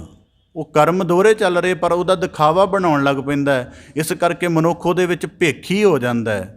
ਇਸ ਕਰਕੇ ਗੁਰਬਾਣੀ 'ਚ ਇੱਕ ਗੁਰੂ ਸਾਹਿਬ ਦੇ ਵਾਕ ਹਨ ਦਸਮ ਪਾਤਸ਼ਾਹ ਦੇ, ਭੇਖ ਦਿਖਾਵੈ ਜਗਤ ਕੋ ਲੋਗਨ ਕੋ ਬਸ ਕੀਨ। ਤਾਂ ਜਦੋਂ ਹੁਣ ਗੱਲ ਕੀ ਹੈ ਕਿ ਹੁਣ ਆਪਣਾ ਅੰਤਰੀਵ ਮੈਲਾ ਸੀ, ਉਸ ਅੰਤਰੀਵ ਮੈਲੇ ਦਾ ਕਿਸੇ ਨੂੰ ਪਤਾ ਨਾ ਲੱਗ ਜਾਵੇ, ਇਸ ਕਰਕੇ ਧਰਮ ਦਾ ਉਜਲ ਲਿਬਾਸ ਧਾਰਨ ਕਰ ਲਿਆ। ਤਾਂ ਕਰਕੇ ਹੁਣ ਅਸਲ ਝੂਠ ਉੱਥੇ ਵੀ ਝੂਠ 'ਤੇ ਪੜਦਾ ਹੀ ਕੀਤਾ। ਇਸ ਕਰਕੇ ਜਦੋਂ ਆਰੰਭ ਦੇ ਵਿੱਚ ਮੈਂ ਆਪਦੇ ਸਨਮੁਖ ਗੱਲ ਅਰਜ਼ ਕੀਤੀ ਸੀ ਕਿ ਅੰਤਮ ਸਥਿਤੀ 'ਤੇ ਬੰਦਾ 100 ਪੜਦੇ ਡਾਲਦਾ ਹੈ ਪਰ ਉਹ ਫਿਰ ਵੀ ਉਜਲ ਹੋ ਕੇ ਰਹਿੰਦਾ। ਤਾਂ ਗੁਰਬਾਣੀ 'ਚ ਵਾਕ ਕਹਿੰਦੇ ਨਾ, ਤਬ ਜਾਣੋਗੇ ਜਬ ਉਗਰੈ ਗੋ ਪਾਜ। ਹੁਣ ਗੁਰੂ ਨਾਨਕ ਸਾਹਿਬ ਜੀ ਜਦੋਂ ਹੁਣ ਦੇਖੋ ਸੱਚ ਦੇ ਵਿੱਚ ਜਿਉਂਦਿਆਂ ਵੀ ਬੰਦਾ ਝੂਠਾ ਹੀ ਹੁੰਦਾ ਕਈ ਵਾਰੀ। ਕਿਵੇਂ? ਜਦੋਂ ਗੁਰੂ ਨਾਨਕ ਸਾਹਿਬ ਜੀ ਉਦਾਸੀਆਂ ਦੌਰਾਨ ਗਏ ਤਾਂ ਮੂਲੇ ਨੇ ਲਿਖ ਦਿੱਤਾ ਕਿ ਜਿਉਣਾ ਸੱਚ ਅਤੇ ਮਰਨਾ, ਜਿਉਣਾ ਝੂਠ ਅਤੇ ਮਰਨਾ ਸੱਚ। ਇਹ ਵਾਕ ਉਹਨੂੰ ਸੱਚ ਦੇ ਨੁਕਤੇ ਤੋਂ ਪਤਾ ਨੇ ਭਾਈ ਮੂਲੇ ਨੂੰ ਜਾਂ ਜਿੰਨੇ ਵੀ ਉਸਨੇ ਲਿਖਿਆ। ਅਤੇ ਪਰ ਜਦੋਂ ਗੁਰੂ ਨਾਨਕ ਸਾਹਿਬ ਜੀ ਨੇ ਜਦੋਂ ਉਹਨੂੰ ਨਾਲ ਲੈ ਕੇ ਚੱਲਣ ਦਾ ਕੀਤਾ, ਦੁਬਾਰਾ ਦੂਜੀ ਵਾਰੀ ਸੱਦਿਆ, ਸੱਚ ਦੀ ਜਾਣਕਾਰੀ ਰੱਖਦਾ ਹੈ। ਕੱਲ੍ਹ ਵੀ ਇਸ ਨੁਕਤੇ 'ਤੇ ਗੱਲ ਵਿਚਾਰ ਹੋਈ ਸੀ ਕਿ ਕਈ ਵਾਰੀ ਮਨੁੱਖ ਗਿਆਨ ਦੀ ਜਾਣਕਾਰੀ ਰੱਖਦਾ ਹੈ, ਗਿਆਨ ਨੂੰ ਹੰਢਾ ਨਹੀਂ ਰਿਹਾ ਹੁੰਦਾ। ਉਹ ਜਿਹੜਾ ਜਿਹਨੇ ਲਿਖ ਕੇ ਭੇਜਿਆ ਸੀ ਭਾਈ ਮਰਦਾਨਾ ਜੀ ਦੇ ਕੋਲ ਲੈ ਕੇ ਆਏ ਸਨ, ਜਦੋਂ ਗੁਰੂ ਸਾਹਿਬ ਜੀ ਨੇ ਦੁਬਾਰਾ ਦੂਜੀ ਤਰਫ ਬੁਲਾਇਆ ਅਤੇ ਉਹਨੇ ਕਹਿ ਦਿੱਤਾ ਜੀ ਉਹ ਘਰੇ ਨਹੀਂ ਹੈ। ਸੱਚ ਦੀ ਜਾਣਕਾਰੀ ਵੀ ਕਈ ਵਾਰੀ ਝੂਠ ਦੇ ਵਿੱਚ ਹੀ ਫਸੀ ਹੁੰਦੀ ਹੈ। ਇਸ ਕਰਕੇ ਮਨੁੱਖ ਦੋਹਰਾ ਜੀਵਨ ਜਿਉਣਾ ਸ਼ੁਰੂ ਕਰ ਦਿੰਦਾ ਹੈ ਅਤੇ ਧਰਮ ਦੇ ਵਿੱਚ ਵੀ ਮਨੁੱਖ ਝੂਠੀ ਸਾਧਨਾ ਕਰਦਾ। ਅੱਜ ਦਾ ਮੁੱਖ ਵਾਕ ਦੇਖੋ ਬੜੀ ਪਰੇਸ਼ਾਨੀ ਪੈਦਾ ਕਰਦਾ ਹੈ ਜੇ ਮਨੁੱਖ ਉਹਨੂੰ ਗਹਿਰਾ ਵਾਚੇ ਤਾਂ। ਝੂਠ ਕਿਵੇਂ ਮਨੁੱਖ ਕਰਦਾ ਹੈ? ਨਵਾਬ ਕਹਿਣ ਲੱਗਾ ਗੁਰੂ ਸਾਹਿਬ ਜੀ ਸਾਡੇ ਨਾਲ ਨਮਾਜ਼ ਪੜ੍ਹੋ, ਅਤੇ ਗੁਰੂ ਸਾਹਿਬ ਜੀ ਕਹਿੰਦੇ ਅਸੀਂ ਸੱਚ ਦੀ ਇਬਾਦਤ ਕਰਨੀ ਆ, ਸੱਚਿਆਂ ਦੇ ਨਾਲ ਖਲੋਵਾਂਗੇ। ਗੁਰੂ ਸਾਹਿਬ ਜੀ ਨੇ ਸਿਰ ਨਹੀਂ ਨਵਾਇਆ। ਨਵਾਬ ਕਹਿਣ ਲੱਗਾ ਜੀ ਤੁਸੀਂ ਗਲਤ ਕੀਤਾ ਹੈ, ਤੁਸੀਂ ਸਾਡੇ ਨਾਲ ਨਮਾਜ਼ ਨਹੀਂ ਪੜ੍ਹੀ। ਗੁਰੂ ਸਾਹਿਬ ਜੀ ਕਹਿੰਦੇ ਨਮਾਜ਼ ਦੇ ਲਈ ਸੱਚੇ ਹੋਣਾ ਪੈਂਦਾ। ਤੇਰਾ ਮਨ ਗੈਰ ਹਾਜ਼ਰ ਇਸ ਕਰਕੇ ਤੂੰ ਇੱਥੇ ਝੂਠਾ ਅਤੇ ਝੂਠੇ ਦੇ ਨਾਲ ਝੂਠੇ ਹੀ ਹੋ ਕੇ ਸੱਚੇ ਦੀ ਬੰਦਗੀ ਕਿਵੇਂ ਹੋ ਸਕਦੀ ਹੈ, ਗੱਲ ਤੂੰ ਆਪ ਦੱਸ। ਇਸ ਕਰਕੇ ਬੜੀ ਵਾਰੀ ਸਾਡੇ ਮਨ ਦਾ ਕੋਈ ਜਗਿਆਸਾ ਨਹੀਂ ਹੁੰਦੀ, ਮਨ ਦੀ ਕੋਈ ਇਕਾਗਰਤਾ ਨਹੀਂ ਹੁੰਦੀ, ਬਸ ਅਸੀਂ ਉਹਨੂੰ ਧਰਮ ਦੇ ਰੂਪ ਦੇ ਵਿੱਚ ਕਰਨਾ ਹੀ ਚਾਹੁੰਦੇ ਹੁੰਦੇ ਹਾਂ। ਇਸ ਕਰਕੇ ਉੱਥੇ ਵੀ ਆਪਣੇ ਆਪ ਝੂਠ ਨੂੰ ਬਚਣਾ ਚਾਹੀਦਾ। ਤਾਂ ਕਰਕੇ ਗੁਰਬਾਣੀ ਜੋ ਸਤਿਗੁਰੂ ਸਾਹਿਬ ਜੀ ਨੇ ਐਸੇ ਵੀ ਵਾਕ ਕਹੇ ਹਨ ਕਿ ਸਤਿਗੁਰੂ ਦੇ ਸਾਹਮਣੇ ਉਸੇ ਤਰ੍ਹਾਂ ਹੀ ਖਲੋ ਜਿਵੇਂ ਹੈ, ਦੋਹਰਾ ਰੂਪ ਨਾ ਬਣਾ। ਇਸ ਕਰਕੇ ਮਨੁੱਖ ਝੂਠ ਹੋਣ ਕਰਕੇ, ਭੇਖ ਧਾਰਨ ਕਰਕੇ ਦੋਹਰਾ ਜੀਵਨ ਜਿਉਣਾ ਸ਼ੁਰੂ ਕਰ ਦਿੰਦਾ। ਫਿਰ ਅੱਗੇ ਝੂਠ ਦੇ ਕਰਕੇ ਮਨੁੱਖ ਦੇ ਅੰਦਰ ਜਿਹੜੀ ਜਿੰਨੇ ਅਸੀਂ ਆ ਔਗੁਣਾਂ ਦੀ ਗੱਲ ਕਰੀਏ ਨਾ, ਠੱਗੀ, ਫਰੇਬੀ, ਕਪਟੀ, ਬੇਈਮਾਨੀ, ਉਸ ਤੋਂ ਅੱਗੇ ਜਾ ਕੇ ਜਿੰਨੇ ਵੀ ਇਹ ਝੂਠ ਕਰਕੇ ਹੀ ਪੈਦਾ ਹੁੰਦੇ ਹਨ। ਤਾਂ ਕਰਕੇ ਭਗਤ ਕਬੀਰ ਸਾਹਿਬ ਜੀ ਕਹਿੰਦੇ ਜਹਾਂ ਝੂਠ ਤਹਿ ਪਾਪ। ਜਿੱਥੇ ਜਿੱਥੇ ਝੂਠ ਹੋਏਗਾ ਉਹ ਫਿਰ ਉਹਨਾਂ ਚੀਜ਼ਾਂ ਦੇ ਸਹਾਰੇ ਲੈਣੇ ਸ਼ੁਰੂ ਕਰ ਦਿੰਦਾ ਹੈ, ਭੇਖ ਦਾ ਵੀ, ਕਪਟ ਦਾ ਵੀ, ਬੇਈਮਾਨੀ ਦਾ ਵੀ, ਫਰੇਬੀ ਦਾ ਵੀ। ਫਿਰ ਇਸ ਕਰਕੇ ਹੁਣ ਅਗਲੀ ਸਮੱਸਿਆ ਕੀ ਹੈ? ਜਹਾਂ ਝੂਠ ਤਹਿ ਪਾਪ। ਅਗਲੀ ਸਮੱਸਿਆ ਇਹ ਹੈ ਕਿ ਜਦੋਂ ਮਨੁੱਖ ਇੱਕ ਵਾਰੀ ਝੂਠ ਦੇ ਸਹਿਤ ਹੋ ਜਾਂਦਾ, ਝੂਠ ਇੱਕ ਵਾਰੀ ਅਵਗੁਣ ਬਣ ਜਾਏ। ਹੁਣ ਇਸ ਸਾਰੀ ਵਿਚਾਰ ਨੂੰ ਮੈਂ ਸਾਰ ਭਾਵ ਦੇ ਵਿੱਚ ਆਪ ਦੇ ਸਨਮੁਖ ਰੱਖ ਦਿਆਂ। ਜਦੋਂ ਇੱਕ ਵਾਰੀ ਬੰਦੇ ਦੇ ਅੰਦਰ ਝੂਠ ਦਾਖਲ ਹੋ ਜਾਏ ਤਾਂ ਕੀ ਹੁੰਦਾ, ਪਹਿਲਾਂ ਤਾਂ ਬੰਦਾ ਜੀਵਨ ਮਨੋਰਥ ਨੂੰ ਨਹੀਂ ਪਛਾਣਦਾ। ਉਹ ਕਹਿੰਦਾ ਅਸੀਂ ਮਰਨਾ ਨਹੀਂ, ਕੁਝ ਖਤਮ ਨਹੀਂ ਹੋਣਾ। ਇਸ ਕਰਕੇ ਉਹ ਇਹ ਕਰਮ ਅਪਣਾਉਂਦਾ ਹੈ ਜਿਹੜੇ ਕਰਮ ਰੋਜ਼ ਉਹਨੂੰ ਪਾਪੀ ਕਰਦੇ ਨੇ। ਦੂਜਾ ਰੂਪ, ਜਦੋਂ ਮਨੁੱਖ ਝੂਠ ਸ਼ਾਮਲ ਹੋ ਜਾਂਦਾ ਹੈ, ਮਨੁੱਖ ਆਪਣੇ ਅੰਦਰੀਵ ਦੇ ਅਸਲ ਤੋਂ ਜਾਣੂ ਨਹੀਂ ਹੁੰਦਾ ਅਤੇ ਇਸ ਕਰਕੇ ਪਤਾ ਨਹੀਂ ਲੱਗਦਾ ਕਿ ਜੀਵਨ 'ਚ ਕਿੰਨਾ ਪਾਪ ਦਿਨ ਬਾ ਦਿਨ ਵੱਧ ਰਿਹਾ ਹੈ। ਜਦੋਂ ਝੂਠ ਦਾ ਅਵਗੁਣ ਸ਼ਾਮਲ ਹੋ ਜਾਂਦਾ ਹੈ, ਫਿਰ ਪਤਾ ਨਹੀਂ ਲੱਗਦਾ ਕਿ ਉਹ ਧਰਮ ਦੇ ਦਾਇਰੇ ਵਿੱਚ ਖਲੋ ਕੇ ਵੀ ਕਿੰਨੇ ਪਾਪ ਕਰੀ ਜਾ ਰਿਹਾ ਹੈ, ਕਿਉਂਕਿ ਇੱਕ ਵਾਰੀ ਉਹਦਾ ਸਹਿਤ ਹੋ ਗਿਆ। ਤਾਂ ਕਰਕੇ ਫਿਰ ਜਦੋਂ ਤੀਜੀ ਦਫਾ ਹੋਇਆ ਅਤੇ ਝੂਠ ਕਰਕੇ ਕਿੰਨੇ ਬਹੁਰੂਪੀਆ ਬਣਿਆ, ਇਸ ਗੱਲ ਦੀ ਵਿਚਾਰ ਵੀ ਨਹੀਂ ਰਹਿੰਦੀ ਅਤੇ ਕੁੱਲ ਜੀਵਨ 'ਚ ਕਿੰਨੇ ਪਾਪ ਹੋ ਗਏ, ਇਸ ਗੱਲ ਦਾ ਵੀ ਨਿਰਣਾ ਨਹੀਂ ਕਰ ਸਕਦਾ। ਤਾਂ ਕਰਕੇ ਭਗਤ ਕਬੀਰ ਸਾਹਿਬ ਜੀ ਨੇ ਕਿਹਾ, ਜਹਾਂ ਝੂਠ ਤਹਿ ਪਾਪ। ਇਸ ਕਰਕੇ ਜਿੱਥੇ ਜਿੱਥੇ ਝੂਠ, ਹੁਣ ਦੇਖ ਲਓ ਚਾਰ ਨੁਕਤੇ ਆਪਦੇ ਸਨਮੁਖ ਤਾਂ ਕਹੀ ਜਾਂਦਾ ਕਿ ਆਰੰਭ ਦੇ ਵਿੱਚ ਆ ਕੇ ਬੈਠਣਾ ਚਾਹੀਦਾ। ਹੁਣ ਚਾਰ ਨੁਕਤਿਆਂ ਦਾ ਵਿਸਥਾਰ ਜਿੰਨੇ ਤੇ ਆਰੰਭ ਤੋਂ ਸੁਣਿਆ ਉਹਨੂੰ ਤਾਂ ਪਤਾ ਲੱਗ ਜਾਏਗਾ ਕੀ ਗੱਲ ਹੋਈ ਕੀ ਨਹੀਂ ਹੋਈ। ਆਰੰਭ ਫਿਰ ਵੀ ਸਾਰ ਭਾਵ ਦੇ ਵਿੱਚ ਦੱਸਦੇ ਹਾਂ ਕਿ ਜਗਤ ਨੂੰ ਸੱਚ ਜਾਣਨ, ਜਗਤ ਦੀ ਸੱਚ ਨੂੰ, ਸੱਚ ਕੀ ਹੈ, ਨਾਸ਼ਵਾਨ ਹੈ। ਇਹਨੂੰ ਨਾਸ਼ਵਾਨ ਨਾ ਮੰਨ ਕੇ ਸਦੀਵ ਮੰਨਣਾ ਪਹਿਲਾ ਝੂਠ ਹੈ। ਦੂਜਾ ਭਾਵ ਹੈ ਮਨ ਮਾਇਆ ਤੋਂ ਪ੍ਰਭਾਵਿਤ ਹੁੰਦਾ। ਮਾਇਆ ਤੋਂ ਪ੍ਰਭਾਵਿਤ ਹੋਣ ਕਰਕੇ ਅੰਤਰੀਵ ਕਿੰਨੇ ਫੁਰਨਿਆਂ ਦੇ ਨਾਲ ਮਨ ਮਲੀਨ ਹੈ, ਉਹਨੂੰ ਆਪਣੇ ਆਰੰਭਕ ਮਨ ਦੀ ਸਥਿਤੀ ਦੇ ਵਿੱਚ ਨਾ ਜਾਂਚਣਾ, ਇਹ ਦੂਜਾ ਝੂਠ ਹੈ। ਤੀਜਾ ਝੂਠ ਹੈ ਕਿ ਜਦੋਂ ਮਨੁੱਖ ਧਰਮ ਦੇ ਦਾਇਰੇ ਦੇ ਵਿੱਚ ਵਿਚਰ ਕੇ ਦੋਹਰੇ ਰੂਪ ਬਣਾ ਕੇ ਜਿਉਂਦਾ ਹੈ ਤਾਂ ਉਹਦੇ ਵਿੱਚ ਕਈ ਤਰ੍ਹਾਂ ਦੀਆਂ ਉਹ ਤ੍ਰਿਸ਼ਨਾਵਾਂ ਵਾਸ਼ਨਾਵਾਂ ਦਾ ਵੀ ਦਖਲ ਦਿੰਦਾ, ਇਹ ਤੀਜਾ ਝੂਠ ਹੈ। ਚੌਥਾ ਝੂਠ ਹੈ ਕਿ ਜਦੋਂ ਮਨੁੱਖ ਵਿਵਹਾਰ ਦੇ ਤਲ 'ਤੇ ਮੌਖਿਕ ਤੌਰ 'ਤੇ ਸਥਿਤੀਆਂ ਨੂੰ ਛੁਪਾਉਣਾ ਸ਼ੁਰੂ ਕਰ ਦਿੰਦਾ ਅਤੇ ਭਗਤ ਕਬੀਰ ਸਾਹਿਬ ਜੀ ਕਹਿੰਦੇ ਇਹ ਚੌਵੇਂ ਸਥਿਤੀਆਂ ਪਾਪ ਹੀ ਪੈਦਾ ਕਰਦੀਆਂ ਨੇ। ਇਸ ਕਰਕੇ ਜਹਾਂ ਝੂਠ ਤਹਿ ਪਾਪ, ਜਿੱਥੇ ਝੂਠ ਹੋਏਗਾ, ਇਹ ਚਾਰ ਨੁਕਤੇ ਕੱਲ੍ਹ ਦੇ ਸ਼ਬਦ ਨਾਲ ਵੀ ਜੁੜਦੇ ਨੇ ਕਿ ਜਿੱਥੇ ਗਿਆਨ ਹੋਏਗਾ ਅਕਾਲ। ਹੁਣ ਜਿਵੇਂ ਗੁਰਬਾਣੀ 'ਚ ਵਾਕ ਹੁੰਦਾ, ਨਿਕਟ ਨਾ ਜਾਣੈ ਬੋਲੇ ਕੂੜ, ਕਿ ਇੱਕ ਤੋਂ ਪਰਦਾ ਕਰ ਲਿਆ ਝੂਠ ਮਾਰ ਕੇ, ਪਰ ਜਿਹੜਾ ਕਰਮ ਦਾ ਸੱਚ ਹੈ, ਜਿਹੜਾ ਜਿਵੇਂ ਕੀਤਾ ਉਹ ਤਾਂ ਉਵੇਂ ਹੀ ਰਹੇਗਾ। ਇਸ ਕਰਕੇ ਮਨੁੱਖ ਨੇੜੇ ਨਾ ਜਾਣ ਕਰਕੇ ਵੀ ਬੜਾ ਝੂਠ ਮਾਰਦਾ ਹੈ। ਤਾਂ ਭਗਤ ਕਬੀਰ ਸਾਹਿਬ ਜੀ ਕਹਿੰਦੇ ਜਹਾਂ ਝੂਠ ਤਹਿ ਪਾਪ, ਜਿੱਥੇ ਇੰਨੇ ਤਰ੍ਹਾਂ ਦਾ ਝੂਠ ਪਿਆ ਹੋਇਆ ਹੈ ਝੂਠ ਦਾ, ਅਤੇ ਭਗਤ ਕਬੀਰ ਸਾਹਿਬ ਜੀ ਕਹਿੰਦੇ ਉਹ ਪਾਪ ਨੂੰ ਹੀ ਪੈਦਾ ਕਰੇਗਾ। ਇਸ ਕਰਕੇ ਇਸ ਤੋਂ ਮੁਕਤ ਹੋਣ ਦੀ ਲੋੜ ਹੈ ਅਤੇ ਗਿਆਨ ਦੇ ਨਾਲ ਹੀ ਸੱਚ ਪੈਦਾ ਹੁੰਦਾ ਹੈ। ਅਤੇ ਸੱਚ ਜਦੋਂ ਪੈਦਾ ਹੋਏਗਾ ਤਾਂ ਹੀ ਝੂਠ ਦੀ ਅਲਹਿਦਗੀ ਹੋਏਗੀ, ਨਹੀਂ ਤਾਂ ਝੂਠ ਓਨੇ ਰੂਪ ਦੇ ਵਿੱਚ ਪ੍ਰਭਾਵੀ ਰਹੇਗਾ ਹੀ। ਇਸ ਪ੍ਰਕਾਰ ਭਗਤ ਕਬੀਰ ਸਾਹਿਬ ਜੀ ਸਾਨੂੰ ਉਪਦੇਸ਼ ਬਖਸ਼ਿਸ਼ ਕਰਕੇ ਨਵਾਜ਼ਿਸ਼ ਕਰਦੇ ਹਨ, ਕਿਰਪਾ ਕਰਨ। ਸ਼ਬਦ ਦਾ ਭਾਵ ਉਪਦੇਸ਼ ਚਾਰ ਭਾਗ ਨੇ, ਤੀਜੇ ਭਾਗ ਦੀ ਵਿਆਖਿਆ ਕੱਲ੍ਹ ਆਪ ਦੇ ਸਨਮੁਖ ਅਰਜ਼ ਕੀਤੀ ਜਾਵੇਗੀ। ਭਾਵਨ ਸ਼ਬਦ ਵਿਚਾਰ ਦੀ ਤੀਜਾ ਭਾਗ ਹੈ ਜਹਾਂ ਲੋਭ ਤਹਿ ਕਾਲ ਹੈ। 4 ਦਿਨਾਂ ਦੇ ਵਿੱਚ ਵਿਆਖਿਆ ਸੰਪੂਰਨ ਹੋਏਗੀ। ਆਪ ਜੀ ਨੇ ਨਿਰੰਤਰ ਜੁੜੇ ਰਹਿਣਾ ਜੀ। ਭਾਵਨ ਸ਼ਬਦ ਵਿਚਾਰ ਦੀ ਆਪ ਜੀ ਦੇ ਨਾਲ ਸਾਂਝ ਪਾਉਂਦਿਆਂ ਹੋਈਆਂ ਬੇਅੰਤ ਭੁੱਲਾਂ ਦੀ ਖਿਮਾ ਜਾਚਨਾ ਜੀ। ਬੜੇ ਅਦਬ ਸਹਿਤ ਗੱਜ ਕੇ ਫਤਿਹ ਅਰਜ਼ ਕਰੋ ਜੀ। ਵਾਹਿਗੁਰੂ ਜੀ ਕਾ ਖਾਲਸਾ, ਵਾਹਿਗੁਰੂ ਜੀ ਕੀ ਫਤਿਹ।